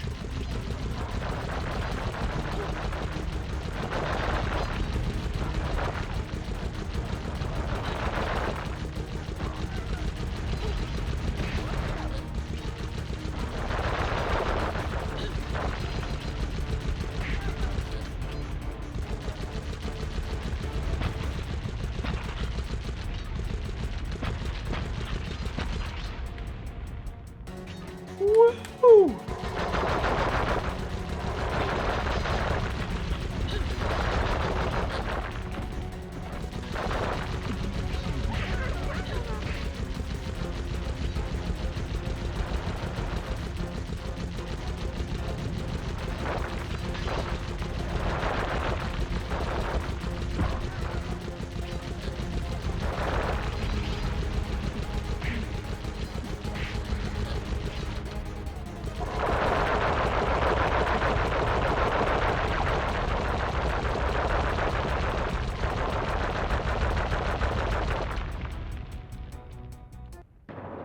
You just played Sly Cooper 2 again for a few years, didn't recognize any of this, so you were confused. Nope, it's the first game.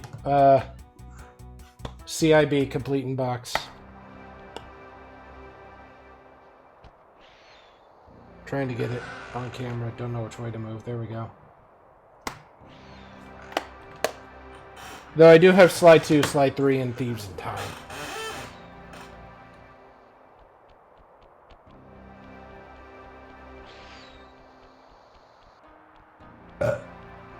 Excuse me. Oof.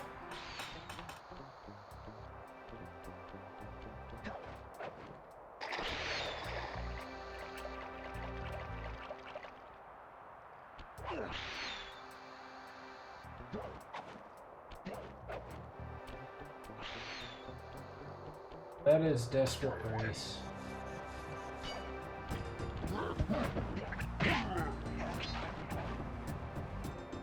I want them back. I want my childhood back, damn.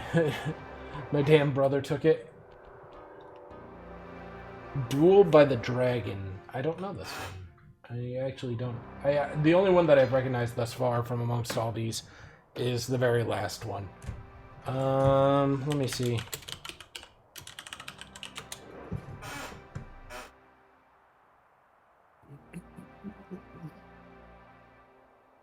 So there's a collector's disc on PS3 that you can get for $57 if you're talking about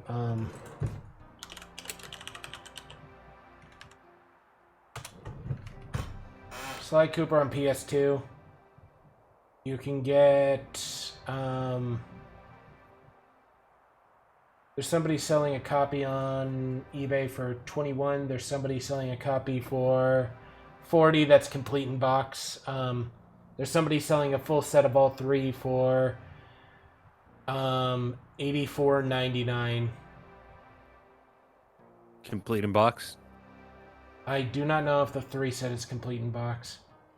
The games are in very good condition. Cases may have some light scuffs, but artwork is in great condition. Looks like it might be. Sounds like it.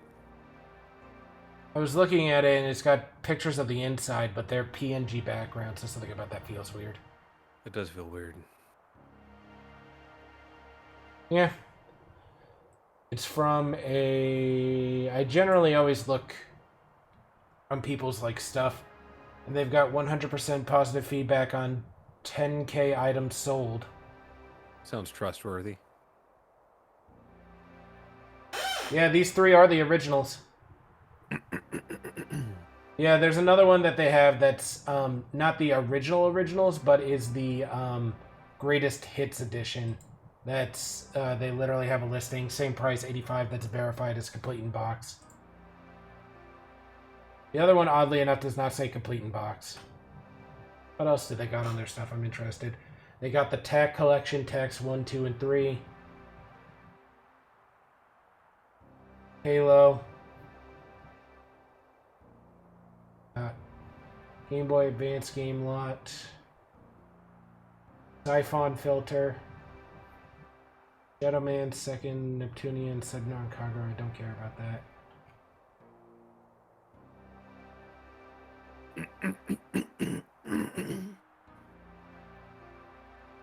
Do you want the originals or the verified complete in box ones that say, like, you know, it's the greatest hits, but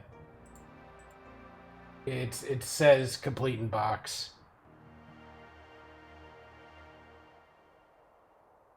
Oh, never mind. The second one, the originals, also says complete in box. This is not the greatest hit one.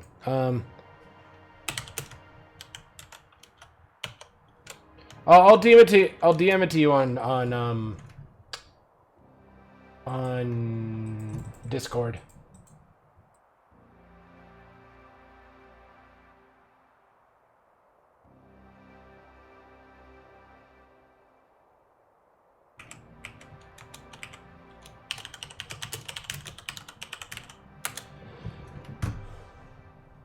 That's the listing I saw on eBay for those 3.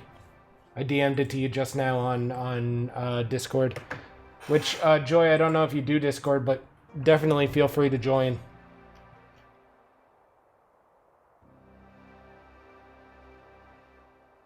We're almost always in there.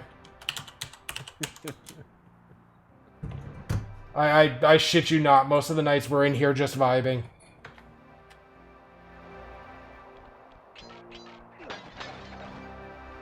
Yeah, most nights.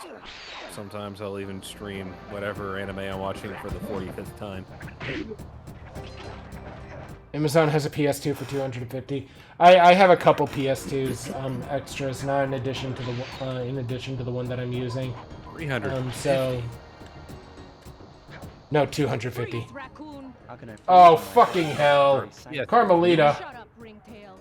I don't know what you're doing here in China, but I'm sure it can't be good for whoever owns That better this be place. You must sealed, only have eyes never for me if removed you're from too blind box to see what's going for on that around here. price. All I see is a pathetic thief who's That's- escaped justice for far too long. I'm proud to be a thief, especially when I'm stealing from a vicious extortionist like the Panda King. Open your eyes, detective. These quaint temples are a front for an illegal explosives factory. Don't try to confuse the issue. You criminals are all the same, and none of you can escape justice. Hi, Carmelita.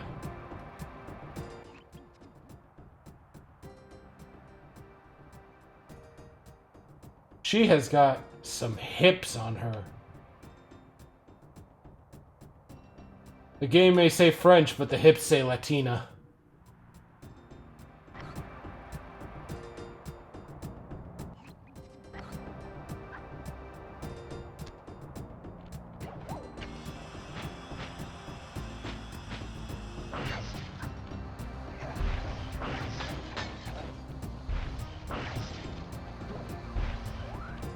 Excuse me, Carmelita. Just gotta...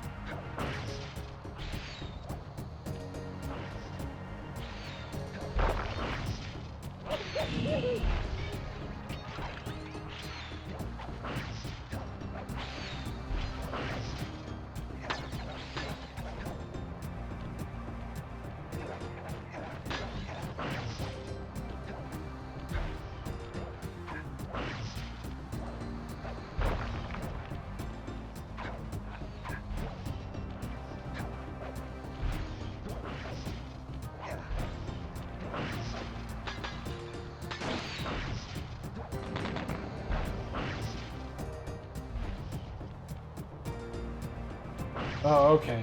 I see. No matter what I did, I was going to have to go up there. Okay, good to...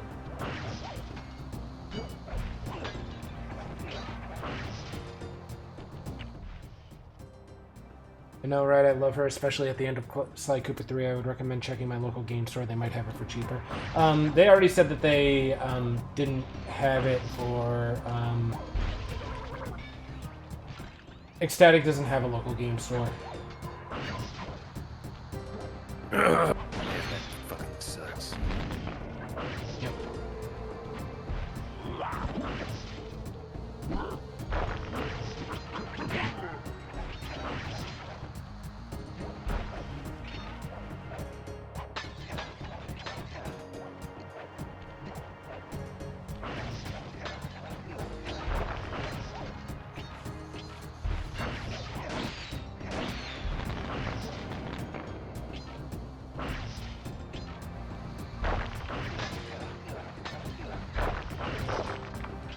How the hell do I do?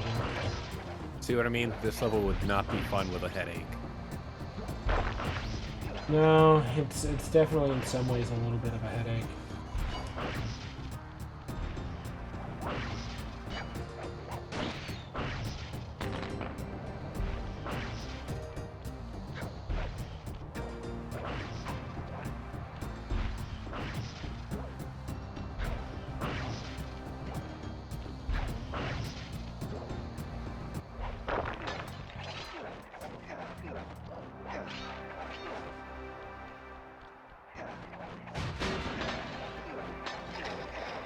This isn't too bad. Compared to the other one where I had uber-specific jumps, it's not that bad.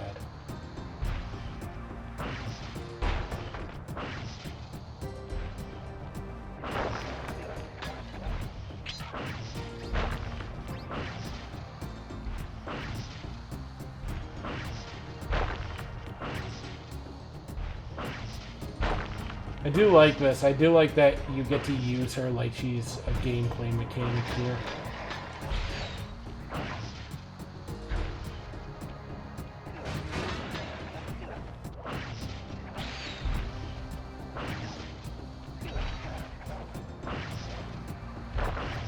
Carmelita, calm down. I did not realize that there was going to be a loop there.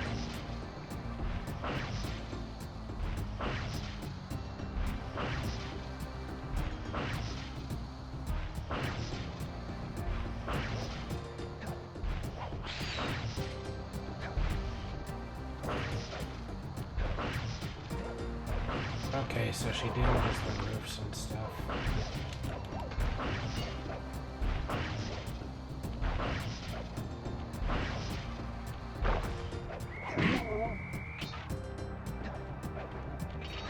Thank you for giving me half a second to think. Jeez. You're welcome.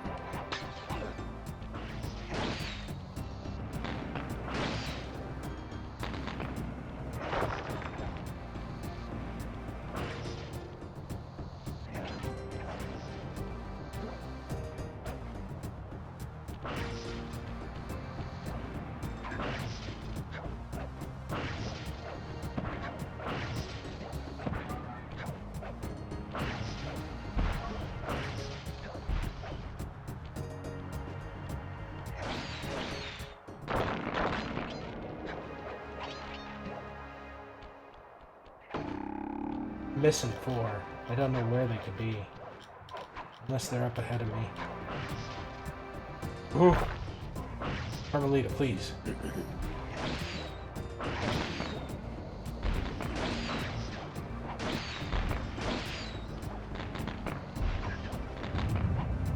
Watch your back, Cooper. When you least expect it, I'll be there.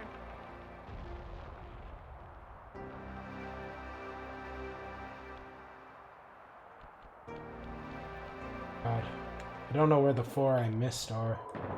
I'm gonna have to run through this level again. This level wasn't too bad. Yeah, Ecstatic, if you're still interested, I'd be willing to sell you one of my PS2s.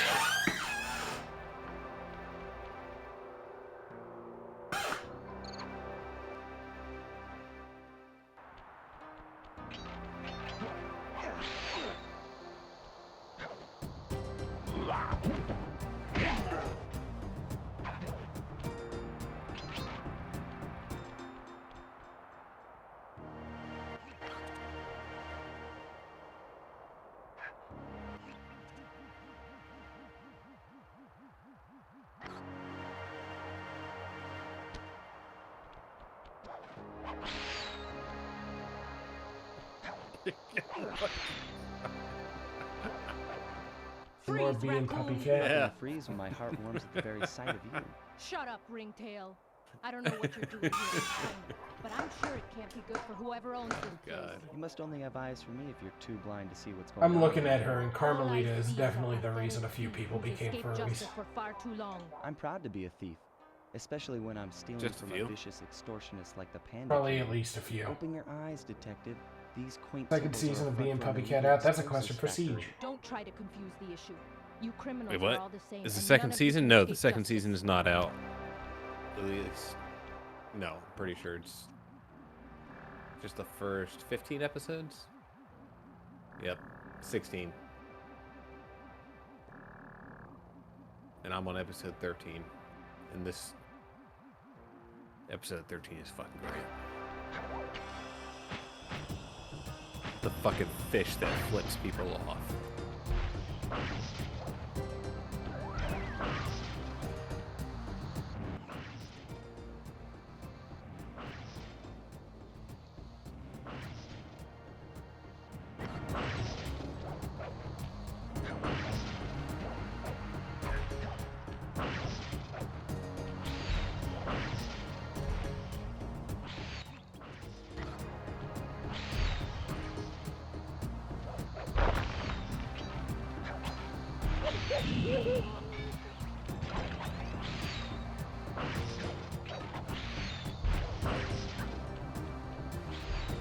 Oh, I missed this the first time.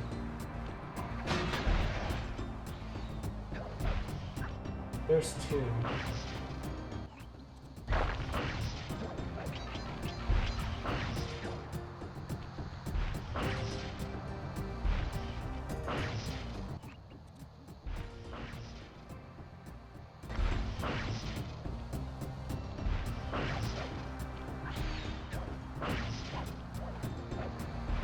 I don't think I can continue.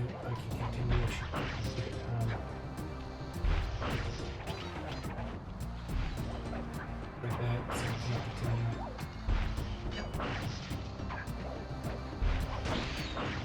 All I need is that one to get it knocked down. Okay, What's on here?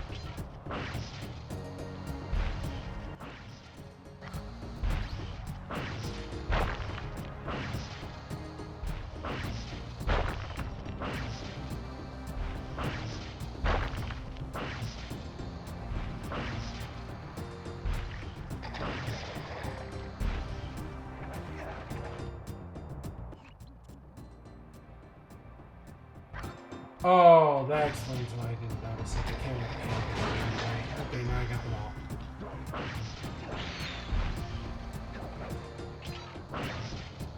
Oop, oop.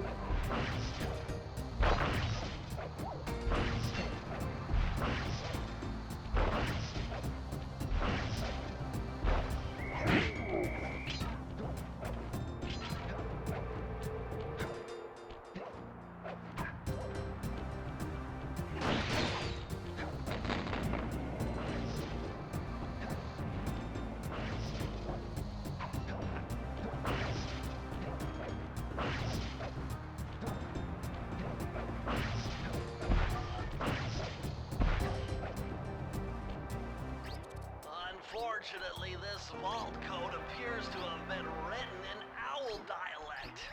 I won't be able to crack the code until we meet and defeat the bird who created it. Bro.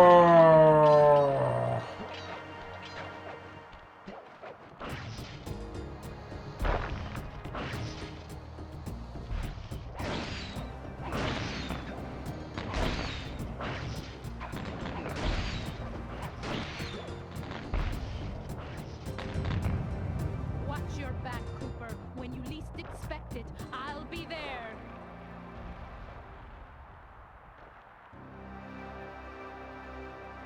I don't know why Miss Fox is Latina. I never noticed because the gang is French. Carmelita is definitely like a Spanish or Latina name. Well, Spain's not too far from France. Right.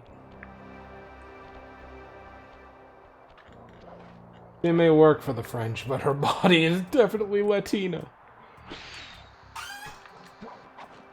You were waiting for them to waiting for me to get them all. So what? I gotta go defeat the final boss or whatever. I think the final boss is an owl.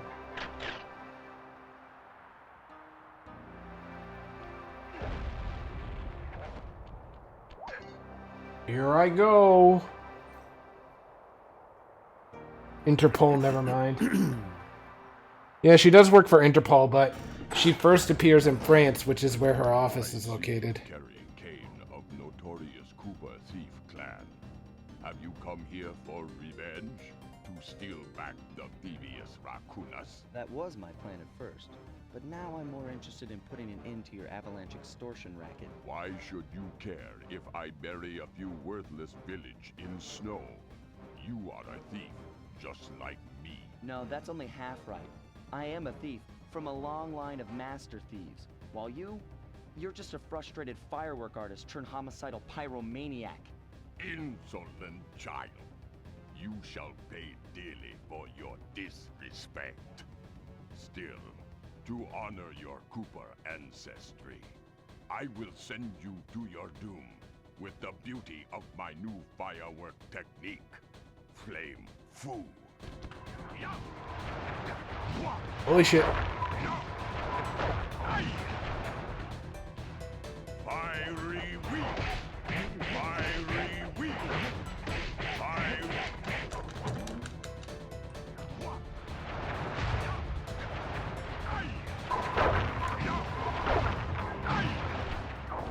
Fiery wheel! Fiery wheel!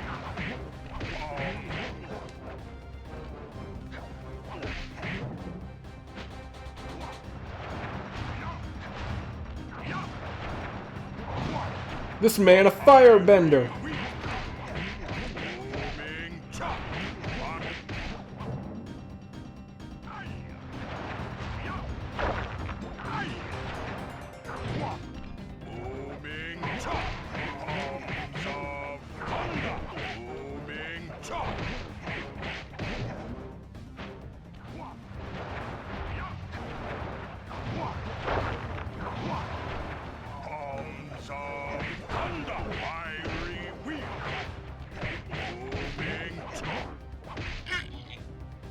Destroyed.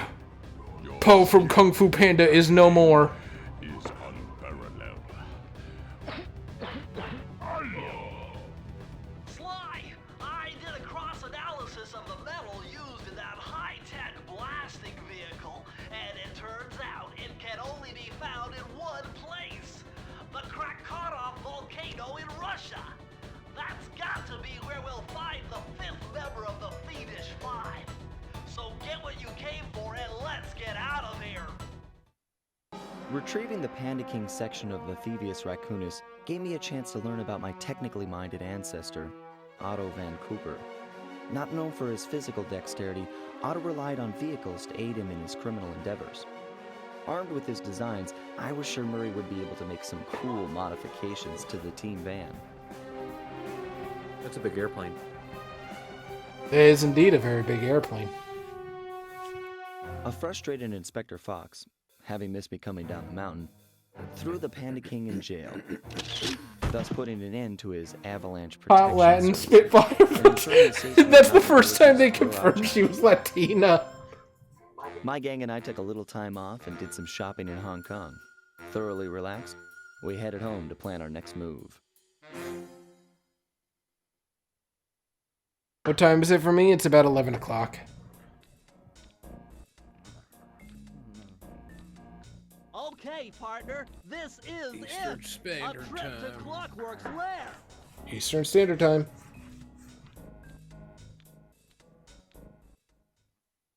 We were on our way to the Racoonus volcano in Russia. While looking over what little information I had on the final member of the Fiendish Five, I began to notice something.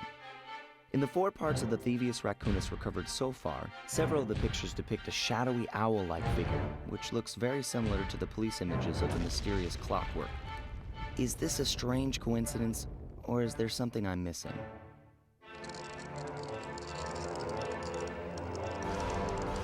The cold heart of hate. So this is the hardest shit? Oh Jesus, don't say that. Hey, Sly! The road to Clockwork's fortress is blocked. Do me a favor and shoot out down. Whoa! Check out all those mines.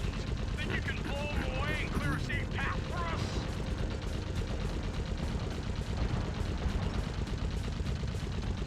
I just fire this endlessly.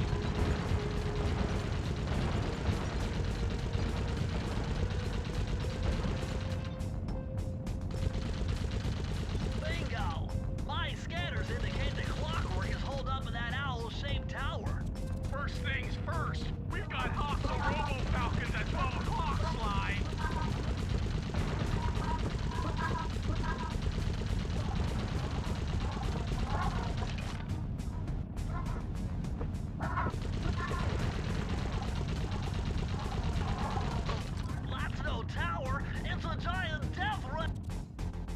Jesus.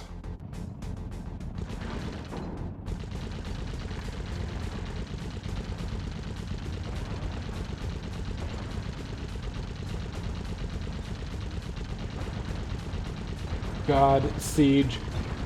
This section, as long as I'm firing, the controller rumbles. Yep.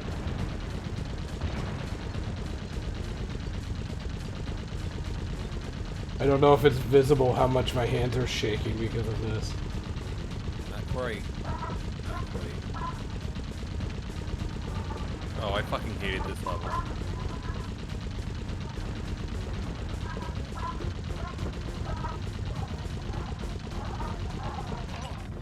God. Hey games, how are you? God, I'm gonna have a rough time with this one. You will. I think everyone has a rough time with this level. I just can't tell where I'm supposed to aim to hit these things. Like, I'm trying to aim over them, but it doesn't feel like it's quite right, or that there's a fair amount of delay.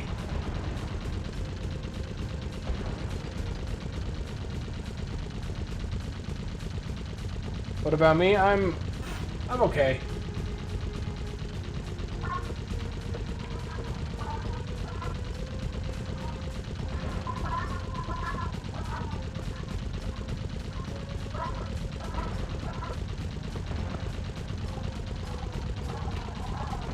Blackstone Tower, it's a giant death ray! Sly, take out those rocks or we're in trouble! Oh, Jesus.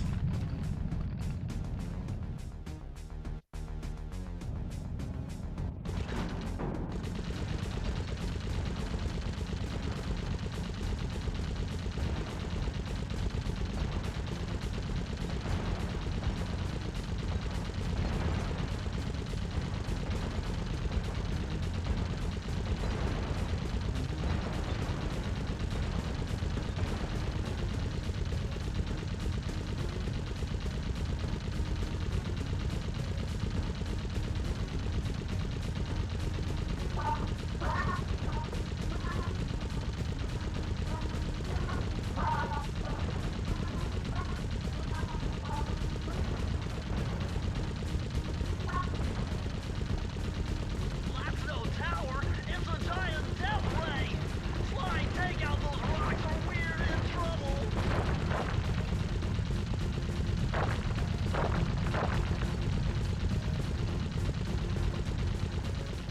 Heads up! The Rebel Falcons are back!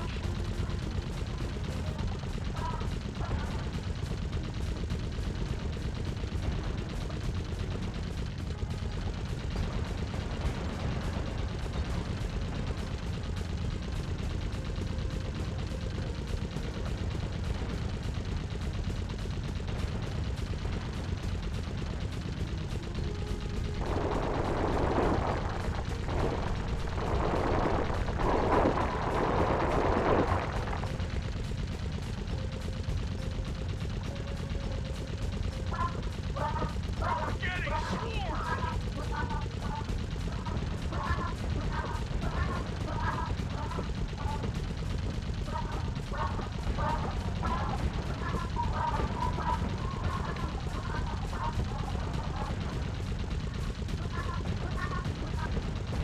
Nice shooting, Sly! Oh, Looks like we're my hands. clear. Murray, that cave doesn't look tall enough for the turret to make it all the way through.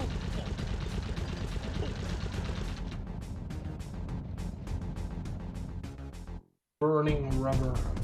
We've got to get through that security door on the far side of the cavern. The only way to unlock it is to analyze at least 60 of those hanging computers. Would have been easy to get at them if Murray hadn't thrashed our new turret. Yeah, won't be a problem.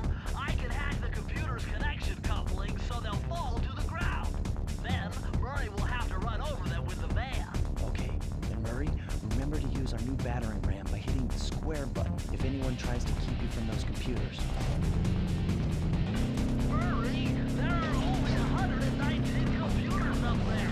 And these fire slugs seem intent on getting to them before us. The first one to 60 computers wins.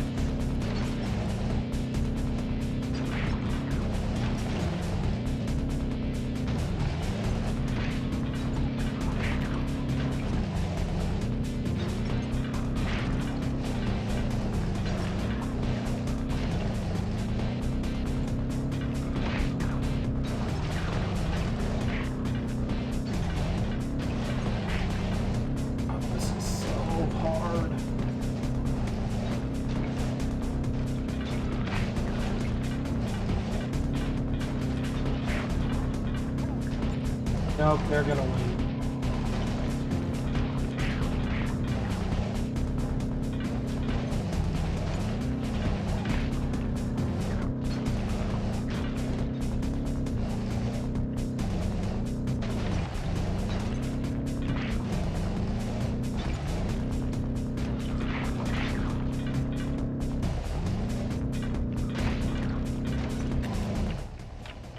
God damn. Restart level. Please do not tell me it's something. Oh. Hurry! There are only 119 computers up there, and these fire slugs seem intent on getting to them before us. The first one to 60 computers wins.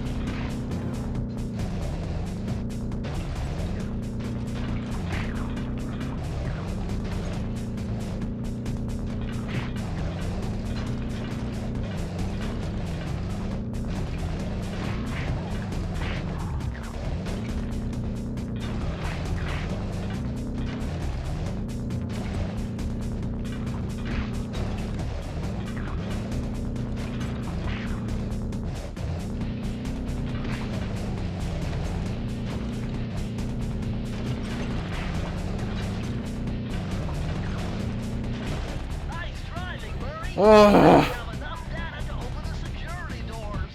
Just past them is a control room to Clockwork's Death Ray Tower. I think it's time for some Cooper thieving and sabotage. Don't you think, Sly? Cheese time.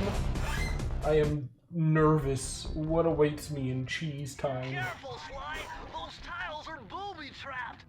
You better get out of there. Hold on. That's Carmelita. She looks trapped. Serves that cop right. She's been dogging us from the start. It's just a misunderstanding. We've got to free her. Are you crazy, Sly? Clockwork probably stuck her there to trap you. But if I don't do anything, Carmelita's doomed. Besides, stealing just won't be any fun without her. Sly, your ridiculous raccoon logic sends shivers up my shell. But if you're determined to go through with this, that barrel will undoubtedly help, though I have no idea how you'll get up there. Dude, a spire jump here, a rail slide there. I've done this a million times. He's a simp.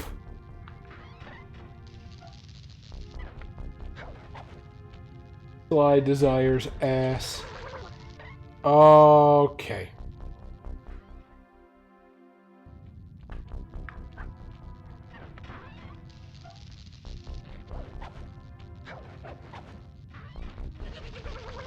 Okay.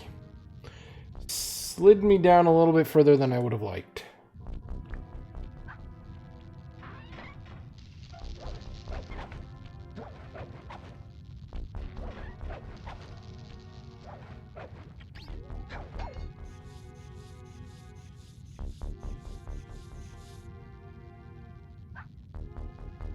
Where can I go? Oh.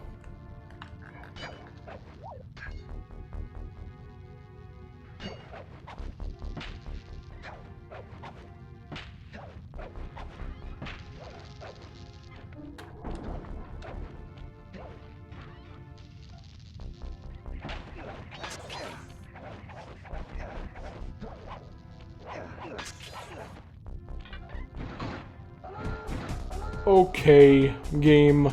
Sure.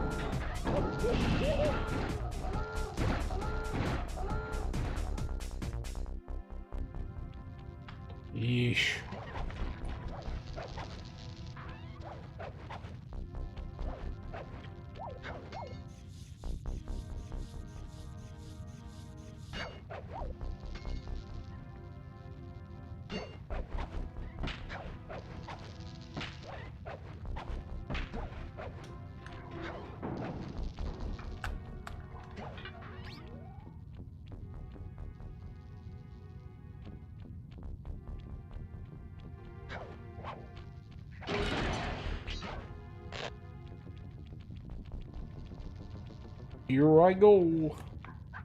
Please, camera, work with me here.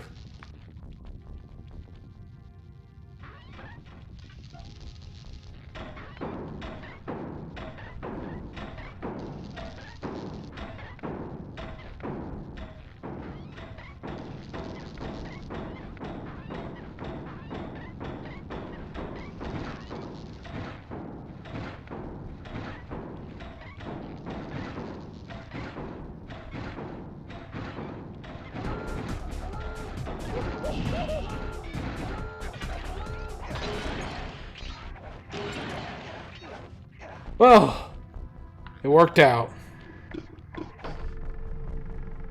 Sly Cooper. I should have known. Did it really, or are you just trying to say that to, You got me wrong, you know, Miss Fox. assuage I'm here all to of us? rescue you. Yeah. I asked you an either-or question, and you answered with yeah. Yeah. I knew this was a trap. There's a breakdown in Looks like communication I'm going here. to have to do some fast and Yeah. furious hacking to shut down that gas. What did you ask, though? I was trying to pay attention to the dialogue.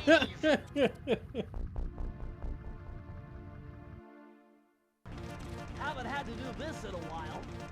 Okay, I use the left analog stick to steer and the right analog stick to unleash my hacker code. Those green data packets need to be destroyed if I'm going to get at the yellow security code. Uh-oh. Well, looks like I triggered one of Clockwork's security algorithms. Stay sharp, Bentley.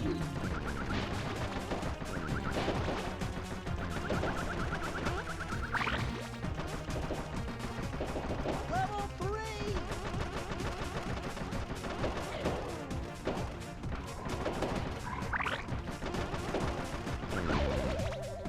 Oh, I'm dead.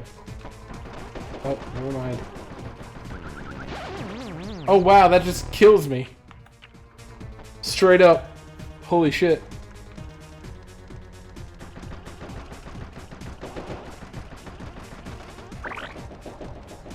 Level 2!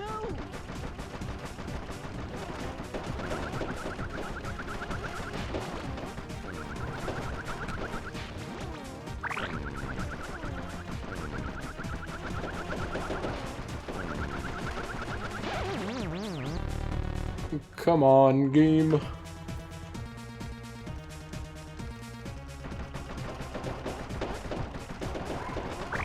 Level 2!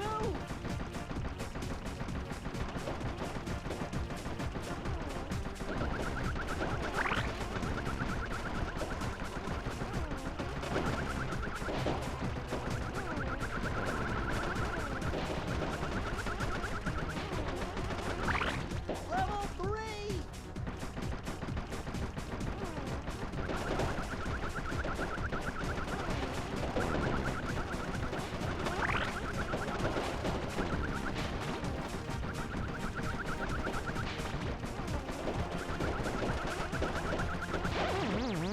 Damn.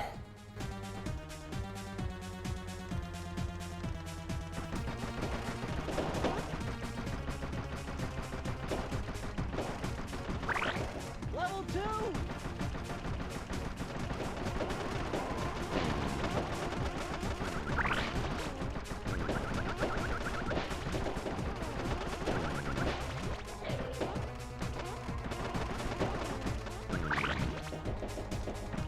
Level 3!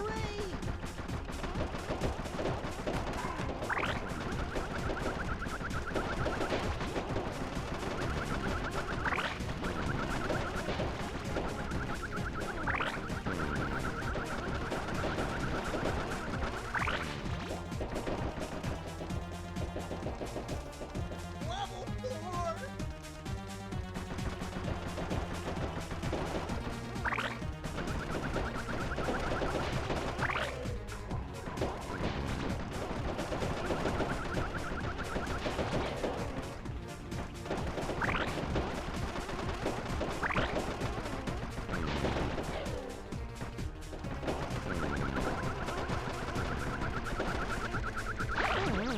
Oh, so close. You thought Sly Cooper, a game about thieves, and still was a stealth-based game? No, it's a platformer puzzle. Yep.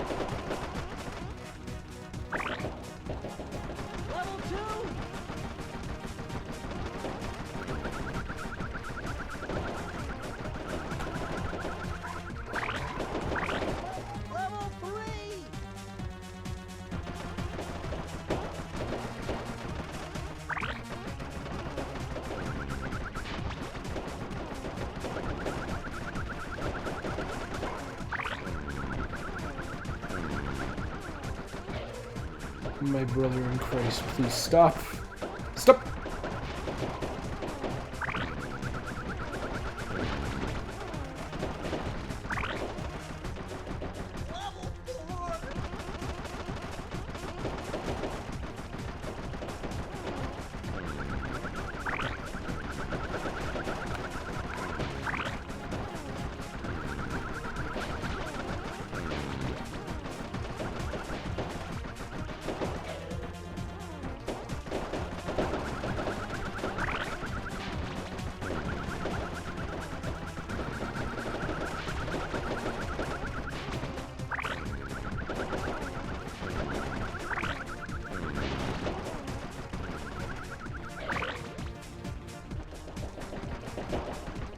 There we go.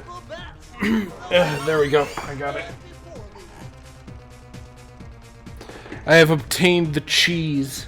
I've obtained the Velveeta. Sly, I was wrong about you. Nobody actually likes Velveeta. No. But it's useful. What? I don't know, melting. Anything can If you melt feel at like a high enough temperature. Cheese gets all weird and sticky and burnt, though. Unless you use, like, oil or milk or something. I don't get it, Cooper. I've hunted you for years, tried to throw you behind bars, but when you get a chance to leave me in a cage, you set me free. Why? Carmelita, we may be on opposite sides of the law, but you're not my enemy.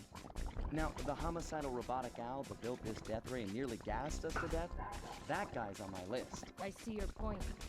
All right. Until Clockwork and his evil schemes are destroyed, I suggest we work together. Together at last. Oh! My stick! Huh, wait. I need that cane. It's been in my family for generations. Don't worry, Ringtail. I'll cover you while you get it back. If you can, make your way to the top of the death ring. I stashed my jetpack there before Clockwork nabbed me. Now that we're a team and all, I hate to leave your side. Hold on. This truce is only temporary. Once we beat Clockwork, I'm coming after you.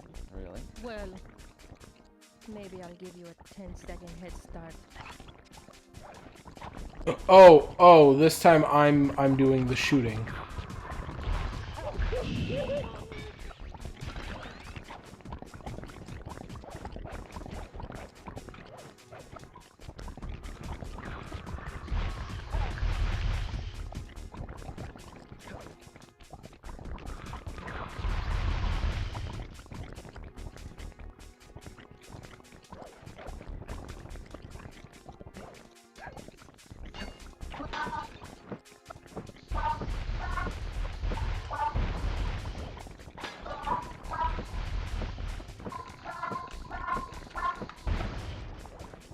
Ugh.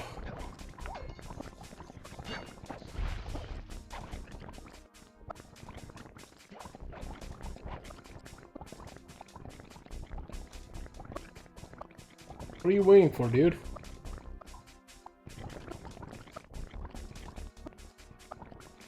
Oh. I didn't realize that there was going to be things I had to break.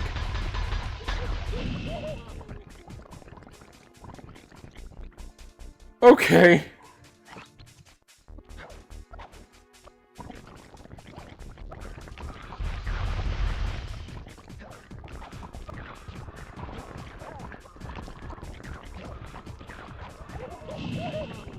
God, okay. Yeah, he was just like standing there waiting. I'm just like, what are you waiting for? You. Me. The answer is me. It's all about you. It's always all about you.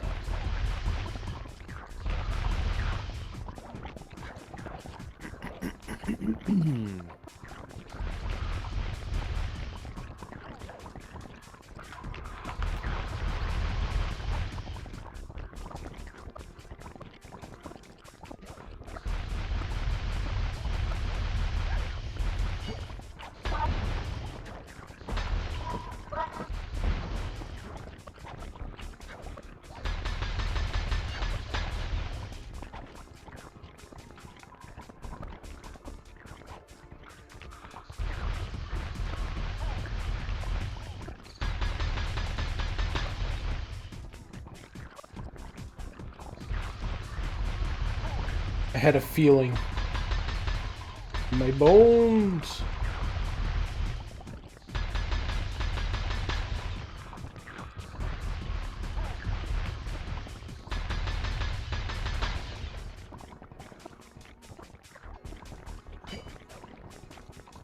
Nice job, Raccoon.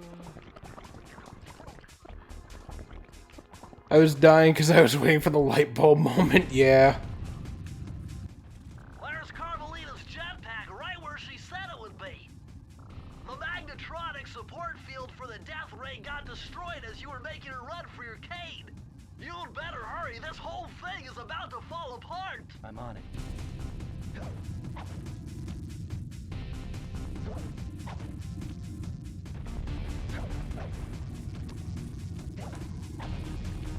Is this auto? I don't feel like I'm doing anything. It's sinking fast. Climb, Sly, climb. Climb, Sly, climb!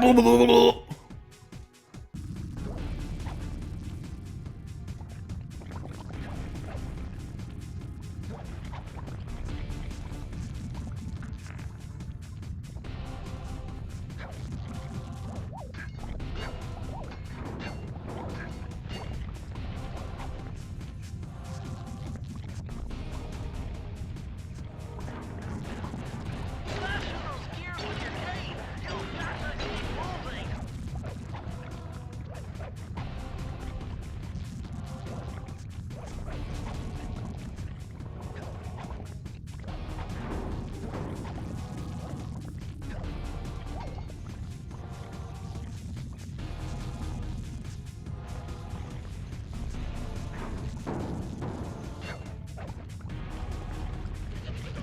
I jumped and it was just like, nope.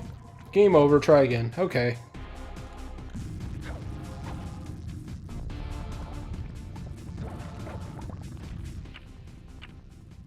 You hate this level, it gives you so much anxiety? Yeah, I can see why.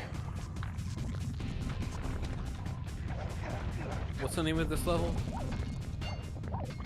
Anxiety? Anxiety. Yeah, I thought so.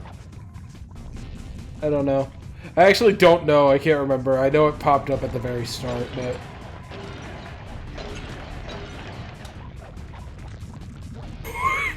Why'd you jump so far that time?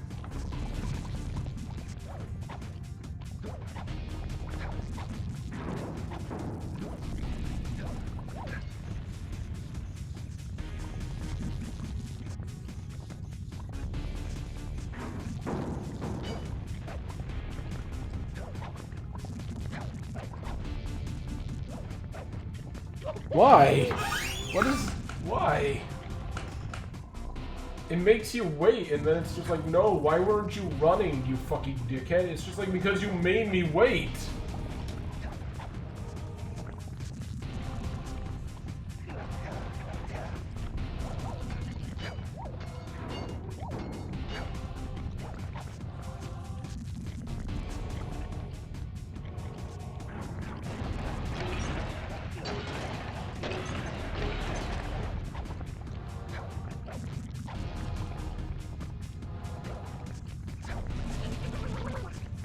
Okay, sure.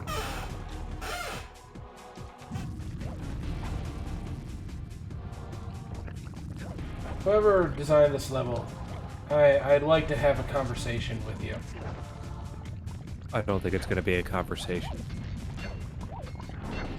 It's just that gif of Peter from Family Guy. I just want to talk to him. I don't believe that. I don't think they I do. just want to talk to I him. don't think that they believe it either, man. I just want to talk to You're him. not very convincing. I just want to shoot him. That is more convincing. Oh boy.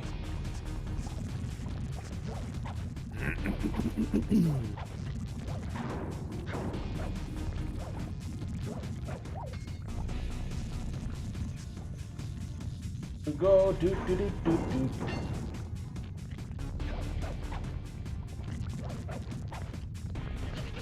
And cool.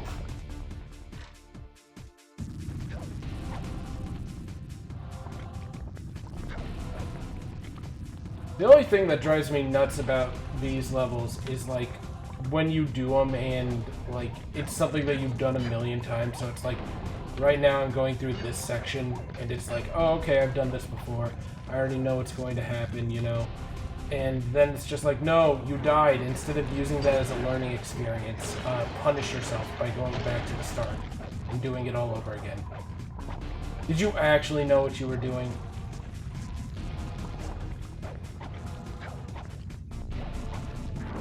I think it's already over.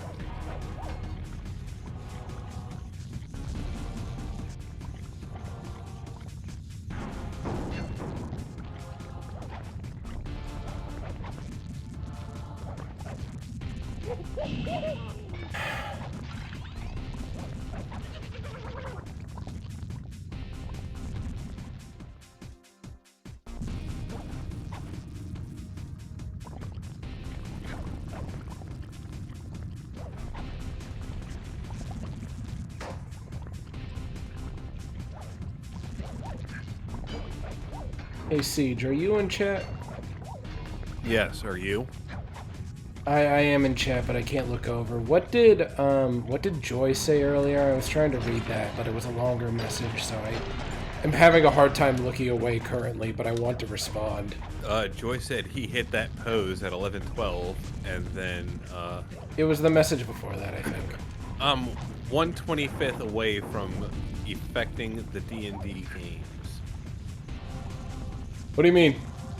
Like with the advice I gave you, or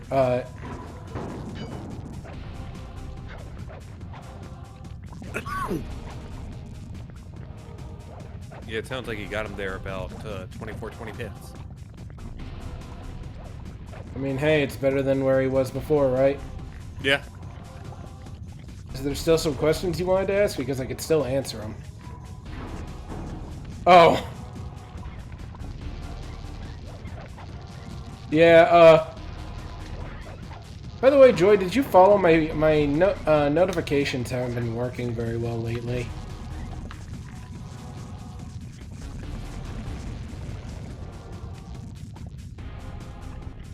Where am I going? Over here?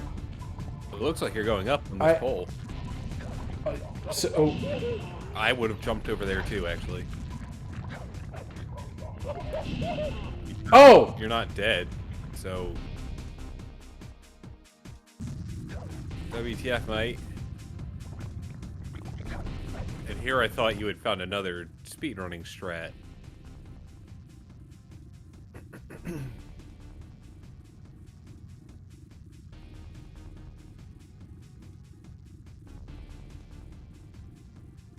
Ah, you jumped to the right, not the left. Oh, okay. Yeah, it can be difficult, if not impossible, to see that because the camera is pointed the other way. I don't know if you can control the camera in this game. You kinda can, but it autofocuses into certain areas.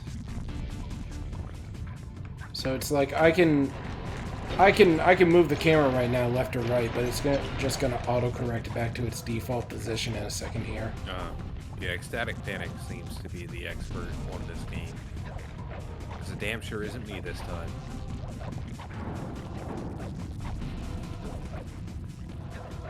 You're not supposed to fight the camera.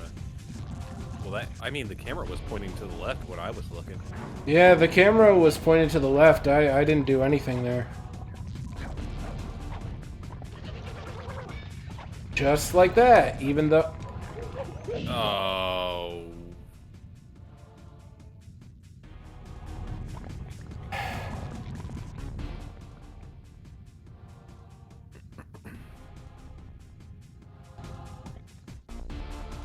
I'm not fighting the camera. It's like the camera pointed to the left. That's what it did. That's all it did. I didn't touch anything to move the camera. This, if it's not been evident throughout this entire playthrough, as I've shown many times,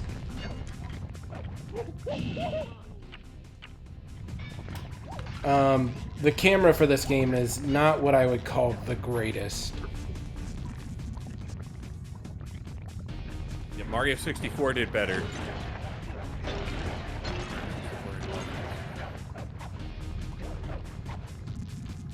Because there's been moments where it really gives me fucked up cameras. Yeah, okay, whatever.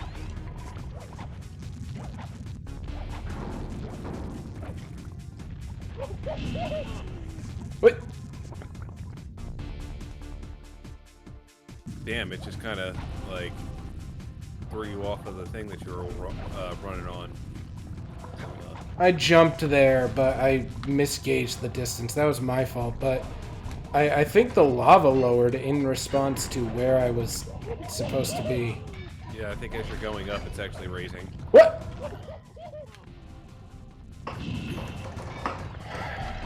Okay.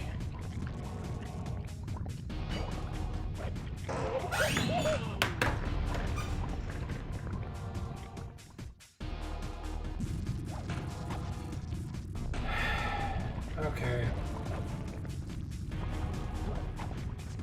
I always hate it when games do this, where they're just like, congratulations, you've reached the end of the game. Now, suffer. Congratulations, you get to suffer. Yeah, that's really what it is. Cave Story was like this, too. Cave Story, at the end, if you wanted to get a good ending, you had to get an optional item. Sounds about par for the course.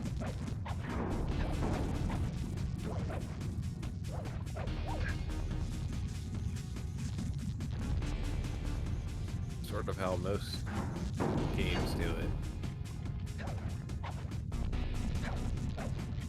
Why? No!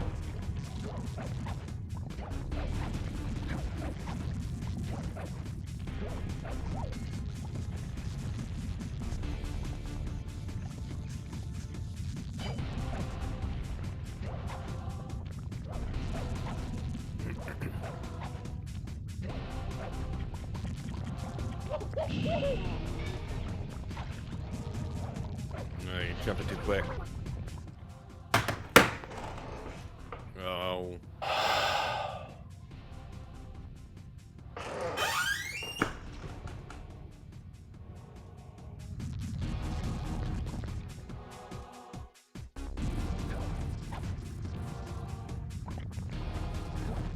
No, it's because the devs are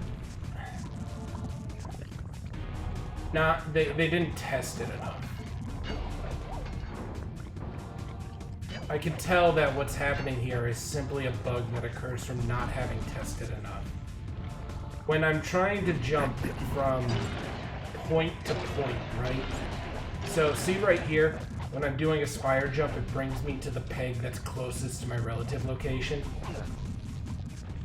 Sometimes it drastically, like, brings you forward for reasons I don't know.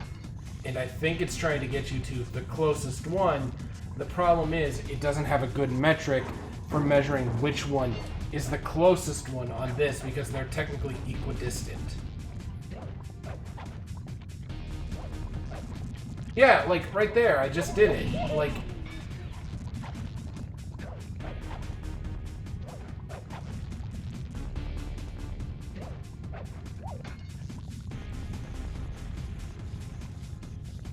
Like, it's because certain ones, I think, are viewed as being closer to you while under the lava, or under the bar, which hurts you.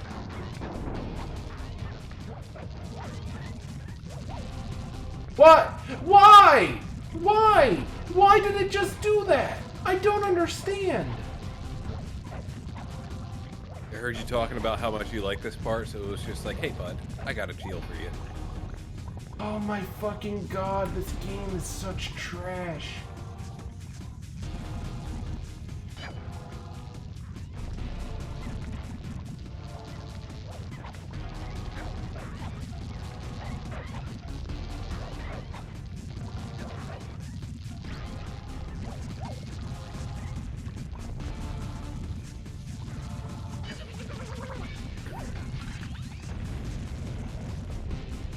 Jumping off to the left, or...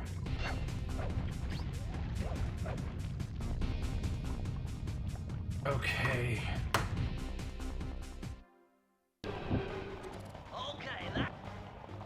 Oh god, it did not look like you jumped out of it. You did. It really doesn't look like you can jump there. It looks like unjumpable terrain. Yeah. That big platform down there looks like where you're supposed to jump. That art tricked the fuck out of me. God, that last bit was incredibly infuriating. Jetpack is easy to fly. Understandably so. Use the left analog stick to aim and steer. Why am I facing the wrong direction? To fire its rockets. Sly, behind you! Just to make it harder for you. You have escaped my gas chamber and destroyed my death ray. Remarkable. You Coopers always find a way to beat me. Always. So that was you in the background of all those old pictures in the Thievius Racoonus. How old are you? Perfection has no age. What? You're immortal? Revenge is the prime ingredient in the fountain of youth. I've kept myself alive for hundreds of years with a steady diet of jealousy and hate, awaiting the day when I will finally eclipse your family's thieving reputation. Sly! My missiles don't hurt him but seem to create holes in his armor. Shoot into the gaps I create!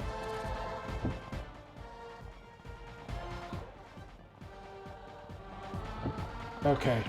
That I'm changing. See here. Options. Controls. Jetpack. Yes. Okay, that I want to change. You're the weakest Cooper I've yet met.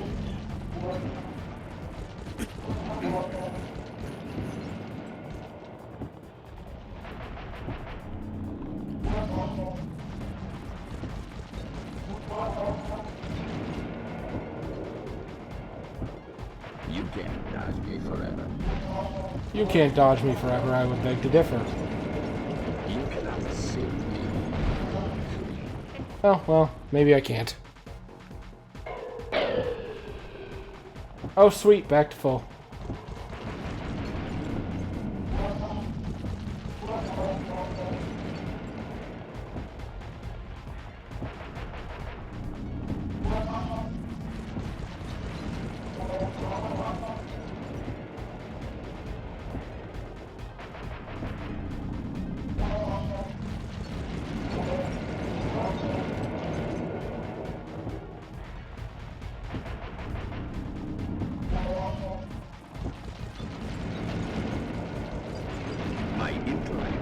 What?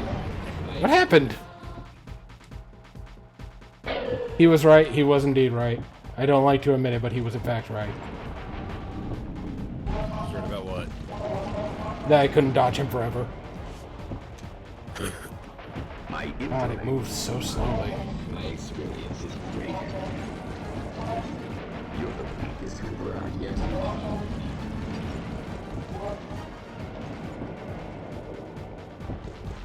You cannot save me.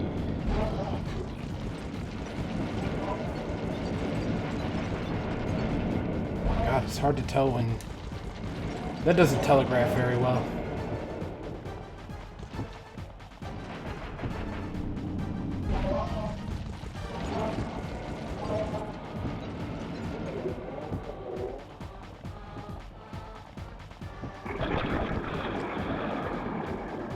Nice shooting, Sly! You got him! Wow, that's one tough out. I don't get it. You're so familiar with my family. You must have known my father had a son. If you hated the Coopers so much, why did you let me live when you stole the Thievius Racoonus? Because I wanted to show the world that without your precious book, the Cooper line was nothing. Ah, well, there's where you're wrong. The Thievius Racoonus doesn't create great thieves. It takes great thieves to create the Thievius Racoonus. Enough, Sly Cooper. It ends here. I will finish you like I finished your father. Then the Cooper line will be erased, and the only master thief will be Clockwork.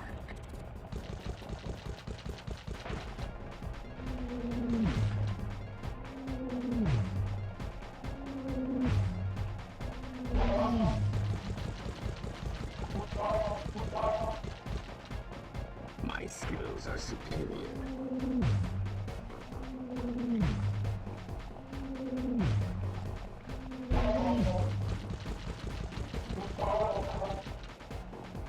You can't dodge me forever.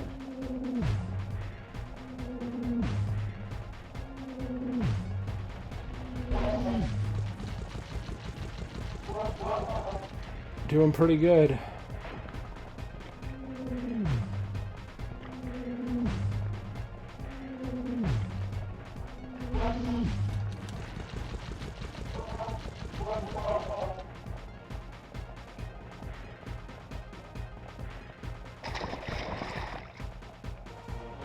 Now's your only chance, Sly!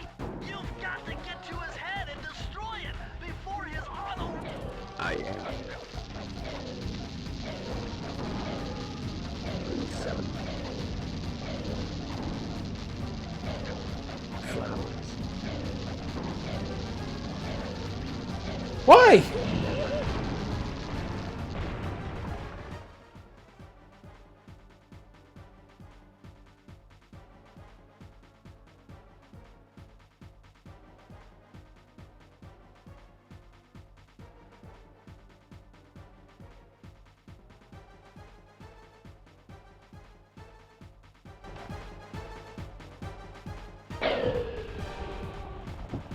Alright, you fucking clown owl.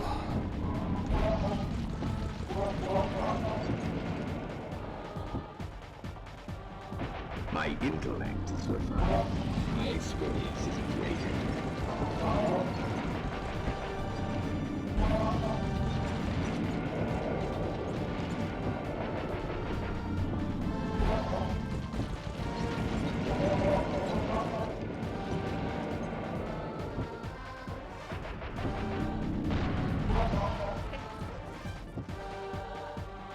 All the way back here because it was a game over.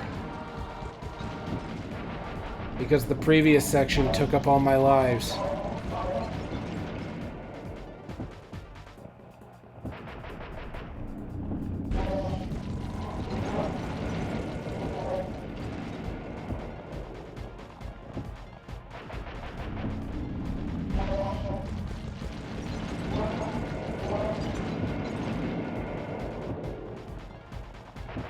My skills are superior.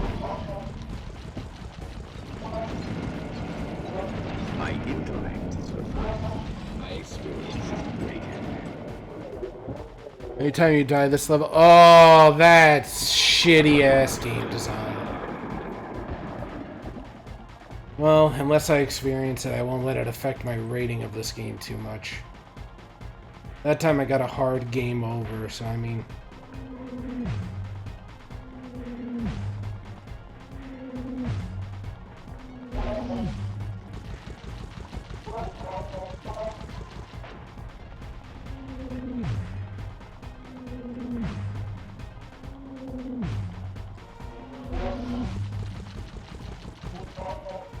only being one bullet off really makes that hurt.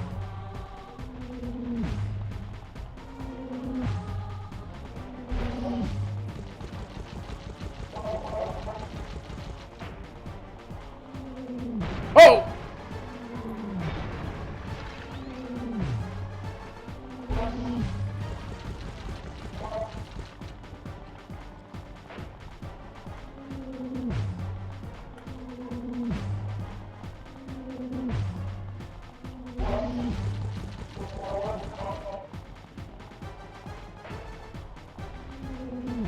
Nope, dead. And I guess that's back to the start. God, that's really bad. I mean, his phases aren't hard. Ironically, I think he himself has only killed me about 2 or 3 times. But the environment is what killed me on the last attempt.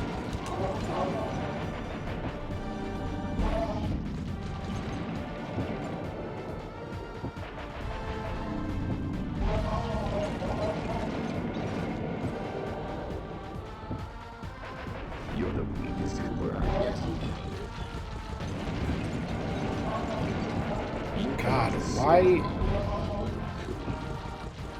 I gotta admit, that one there is not my favorite.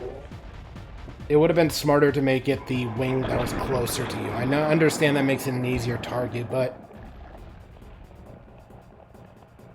it would have been smarter, I think.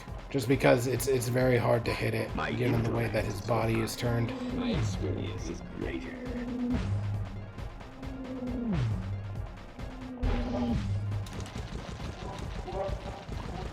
My skills are superior.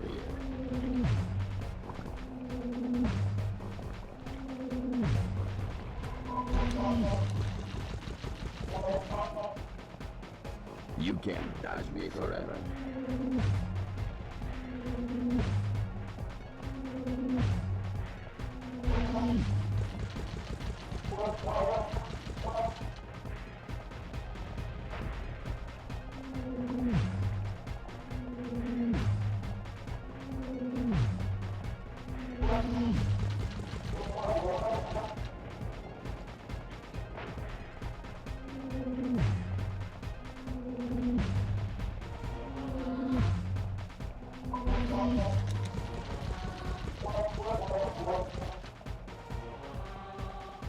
And down he goes.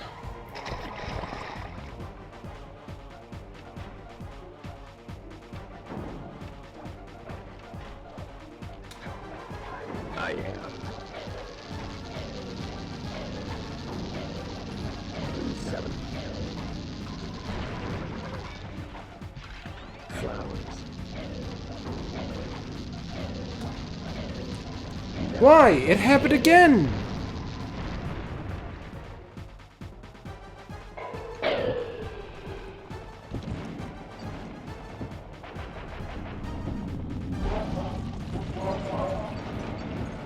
Maybe I shouldn't double jump there? I don't know, I guess.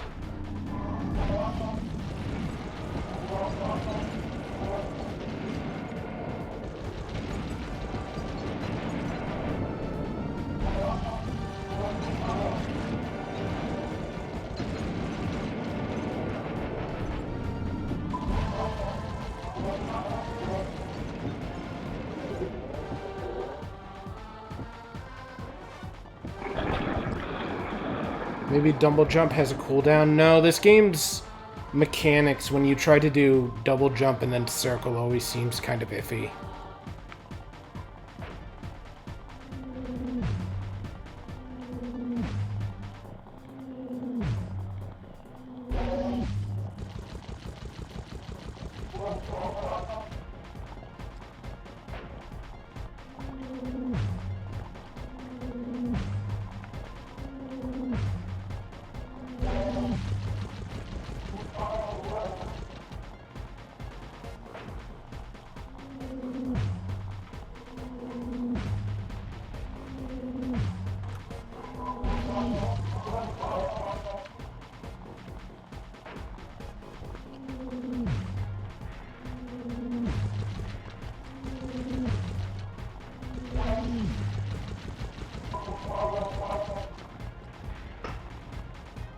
Down he goes.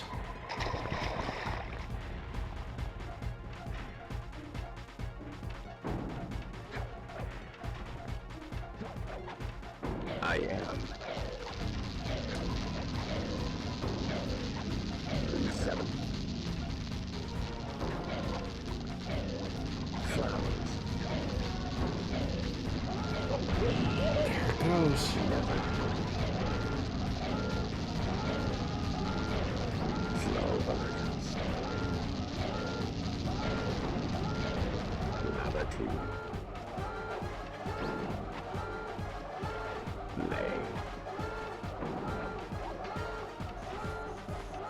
Feet together.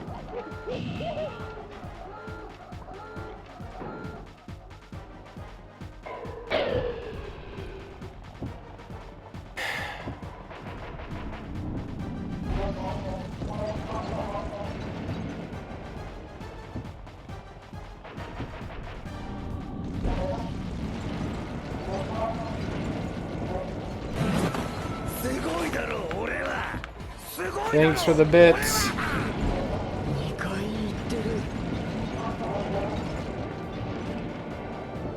Sorry, I'm going to be a little bit focused.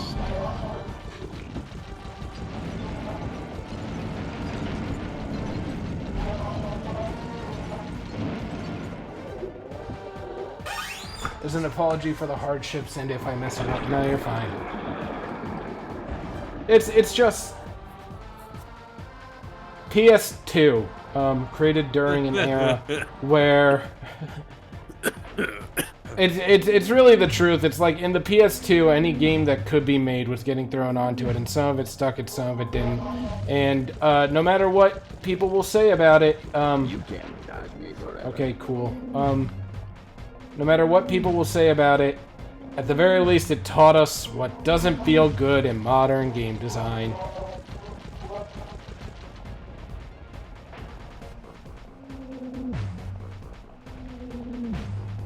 GameCube is guilty of that too.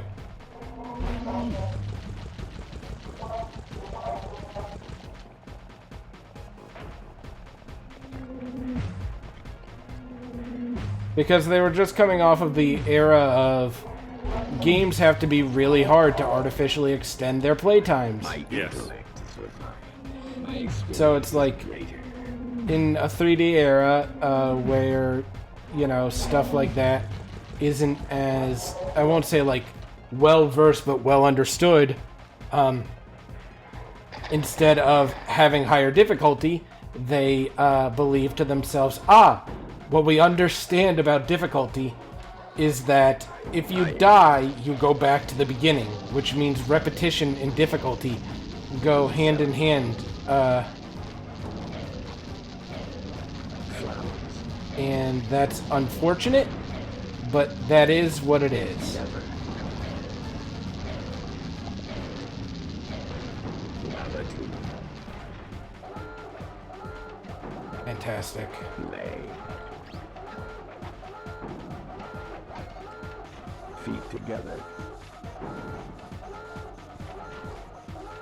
I will.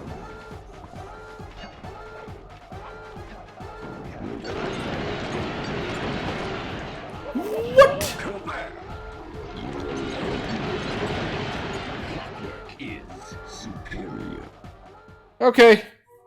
It took some tricky maneuvering, but it I okay? managed It to doesn't snatch sound that okay. last piece of the Thievius Sounds very Racoonus from un-okay. Clockwork's claw.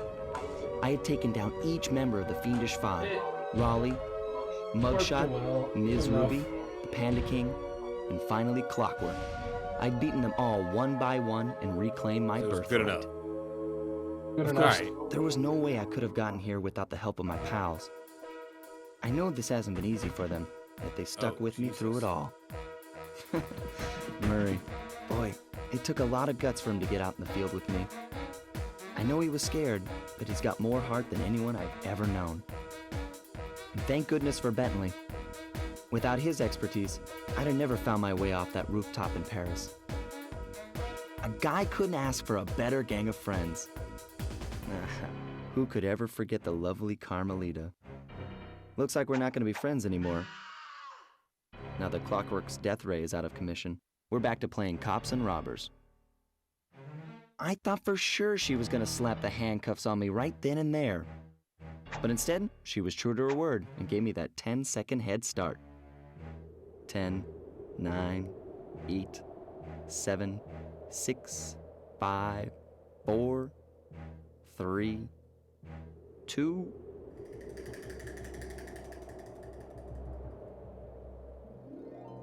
1. Oh, Jesus.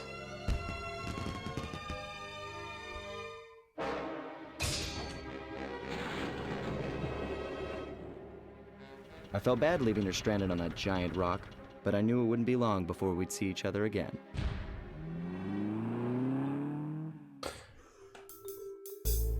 Nice. Nice. 3 streams to beat this. That wasn't bad. 3, was it 3 or was it 4? 3 streams to beat this was not bad. Sly got the Riz. Sly got the simpin' raccoon Riz. Wait, but the last vault. I'll go get the last vault. I'm interested too. That was fun. That was good.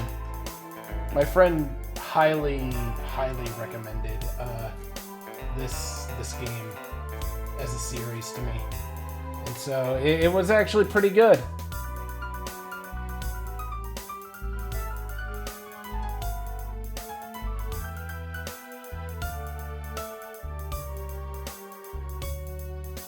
The music is pretty good. I don't get to hear a lot of it with my headset on. Second is the best. I believe Goober was saying something similar, that 2 was really, really good. That's what I hear a lot of. I never played number 2. But what you won't like is sitting through the credits again. Again for what? Why am I sitting through them again? Oh, it sounds like you're gonna have to sit through the credits twice when you beat the game.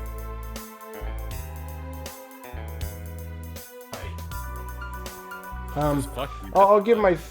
Yeah, fuck me, I guess. Okay, sure. You played our game, motherfucker.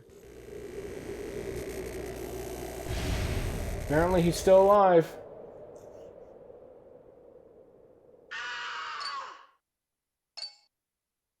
Okay, thanks, Murray. I hate to tell you this, Sly, but the Thievius Racoonus isn't fully restored. You're gonna have to go back and unlock all the vaults to find the pages you're missing. There is some good news, though. A friend of mine in Japan just sent me this really cool movie. And guess what? It's all about us! いやー危なかった。ま、カルマリータちゃんには悪いけど、今回も俺様たちの勝ちだ。このデータファイルがあれば、父ちゃんの仇が撃てる。あれはまだ俺が子供の頃だ。It's just the opening thing, but like in Japanese. That's fucked up. You got me fucked up. Ah, the old Duel days. by the Dragon. Anime time. I'll go back and watch it after I get my last page.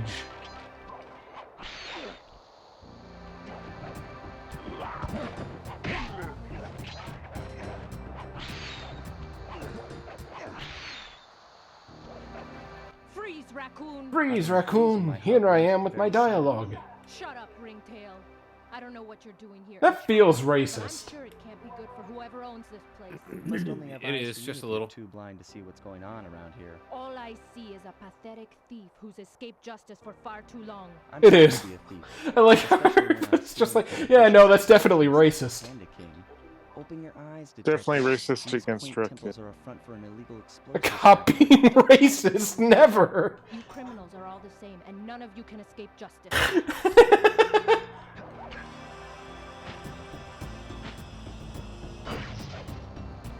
He's moving. He's moving.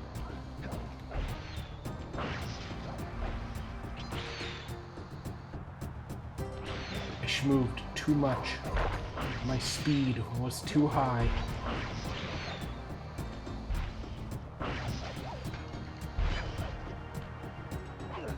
My speed, it's too much.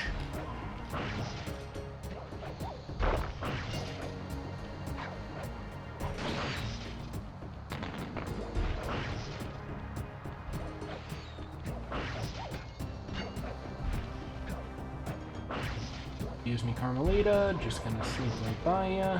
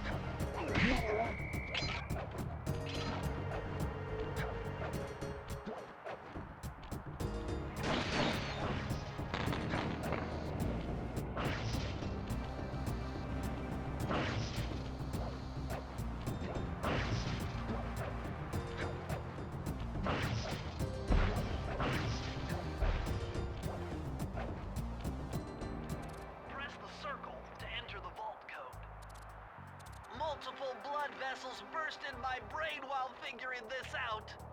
The code had better be 231. Are you serious? 231? You're kidding me.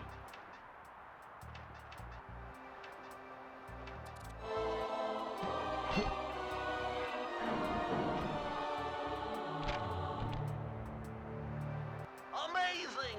Colonel Reed Cooper's time stopper technique.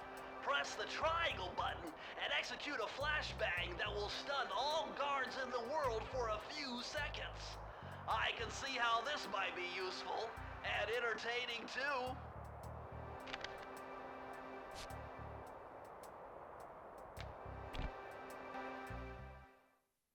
At long last, the Thievius Racoonus restored to its original state. The first time I held the whole thing under my arm since I was 8 years old. The same weight that all my ancestors had felt beneath their arms as they had passed it on. Although, while other family members may have been great thieves, they all inherited the book. I got a chance to earn it. I had taken down the Fiendish Five, having used the moves my ancestors taught me, and become a master thief along the way.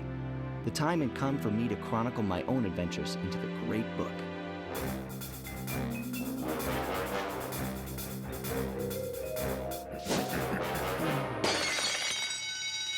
This is gonna be fun.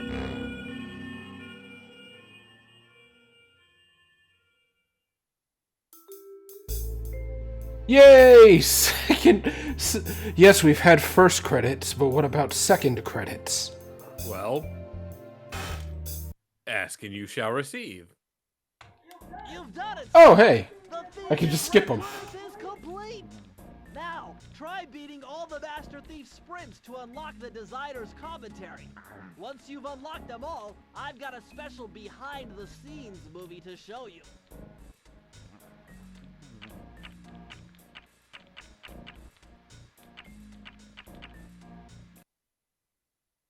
Okay, here's the anime. いやー危なかった。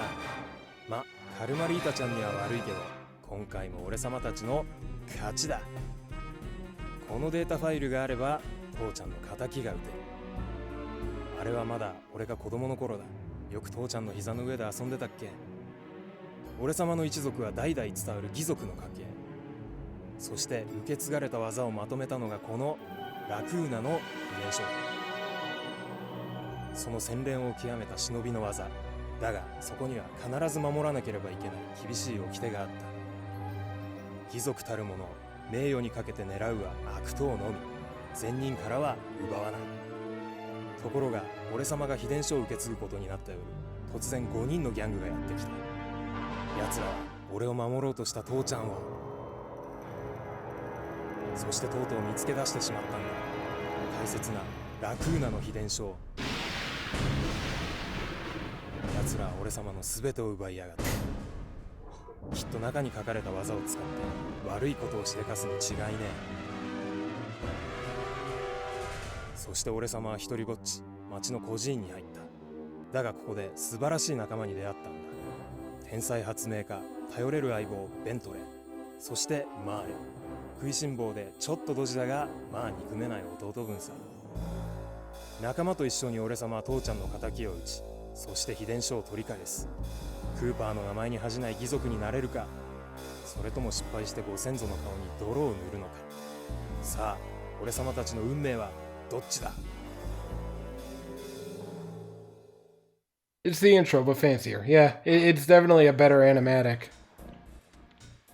But I'm not going to be doing the time trials. No thank you. Why not? Because I don't wanna. But you should. But I'm not gonna. Okay. I mean, yeah. Final thoughts on Sly 1. Good game, actually. Really good game. For somebody that is... For something that was recommended to me really highly, I wasn't expecting a lot out of it, to be honest with you. Typically, the more people build something up, the more easily one can be disappointed by it when it doesn't live up to all the hype.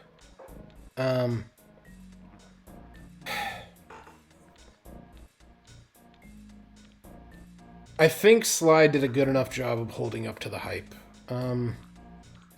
it wasn't what I would call a challenging game. In the typical sense, you know what I mean?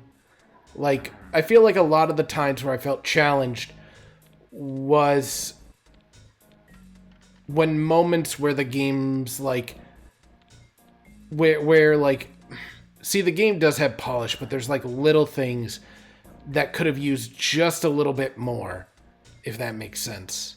Yeah, a bit more attention. Yeah, like in the very last level, one thing that happened a lot was during the section where I was hopping across the rings, it would try going to the one that was lower because the game is just like, oh, this one is closer, quote unquote, to your relative height. And so you want to go to that one. When it had proven several times over that it could take you a little bit further with those jumps. That is to say, it could make you go a little bit higher. It could make you go a little bit farther. So there's really no reason why it had to take me further down. That's what I mean. It's like the moments in which I felt challenged were due to oversights or what we would call game bugs. Overall, I didn't run into a lot of them, and the vast majority of the levels that I went into felt unique. They were fun to play. They were generally, in their own ways, very memorable. Getting the clues was sometimes difficult, but not impossible, which I think is great because in a lot of modern games, if you want something secret like the Thievius, Racoonus, and stuff like that, which the stuff in there helps you play, really augments the gameplay, they really normally make you go through hell and high water to get it now. If I were to get it a rating, I'd say like a 7.5 out of 10. I'd say like it's a pretty solid like B listing for me. It's definitely like, how to say this. If somebody asked me, would I play Sly Cooper again? My answer would be probably, actually. It's hard to come across games that I like to play enough that I will play it multiple times. This is a game that I would be willing to play multiple times. Probably not anytime soon again, mind you, because there's not much point in me playing a game that I just beat again. But yeah, no, I enjoyed it. I'm happy that you play the original instead of the remaster. Can I explain why? Sure, go ahead. While you're doing that, I am going to add Sly Cooper onto my Wall of Victory.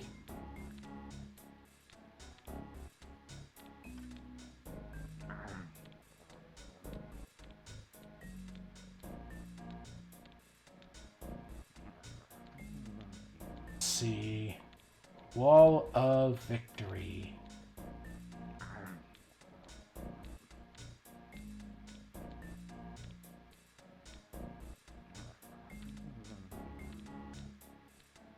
Fly goes right underneath Slime Rancher.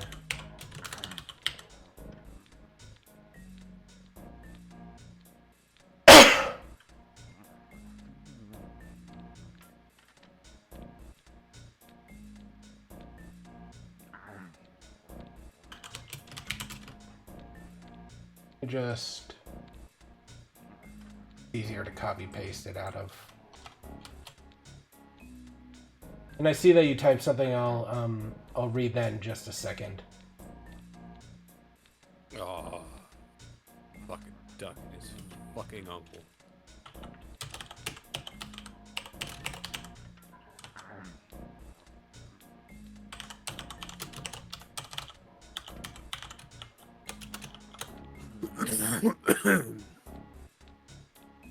Okay, Sly Cooper is now on to the Wall of Victory with the complete Thievius Racoonus. In the remaster, they only updated the graphics. They didn't, however, update anything else, which makes Miss Ruby's levels horrible. They didn't update this rhythm software, which makes her music out of sync, and in turn makes her level harder and unbalanced. Ugh. I think stuff like that has happened a lot recently with a lot of games. Like, I think I can mention one that will get Siege to agree to it pretty quickly. Siege. What? Final Fantasy release for Steam. Final Fantasy VII. Didn't that game have a lot of issues with crashes and stuff like that? Which Final Fantasy VII? Not the remake, the original, brought to Steam.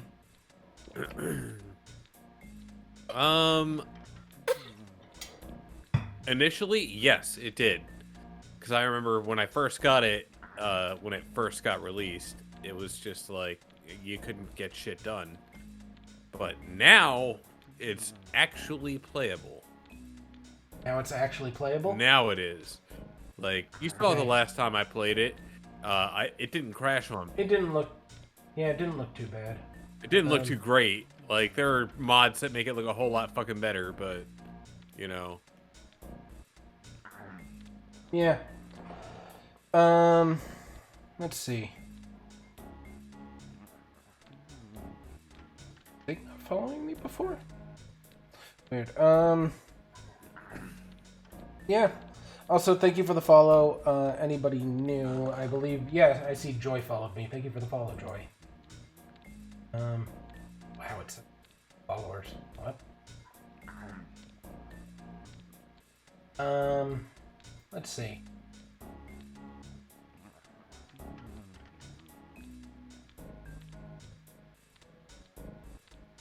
So, I've already ended on what my thoughts were for this game as a whole. Give me just a second here before I sign off for the evening.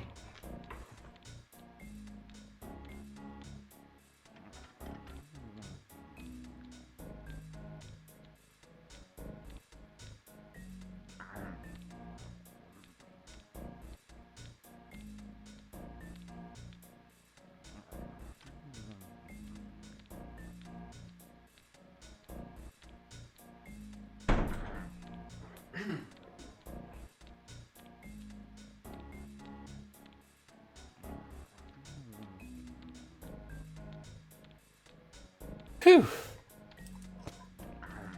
Alright. With this, Sly Cooper is done for me. But... see it right here.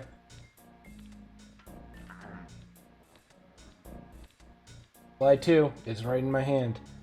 And given how good Sly 1 was, and I'm hearing Sly 2 is even better, I will probably be giving Sly 2 a try.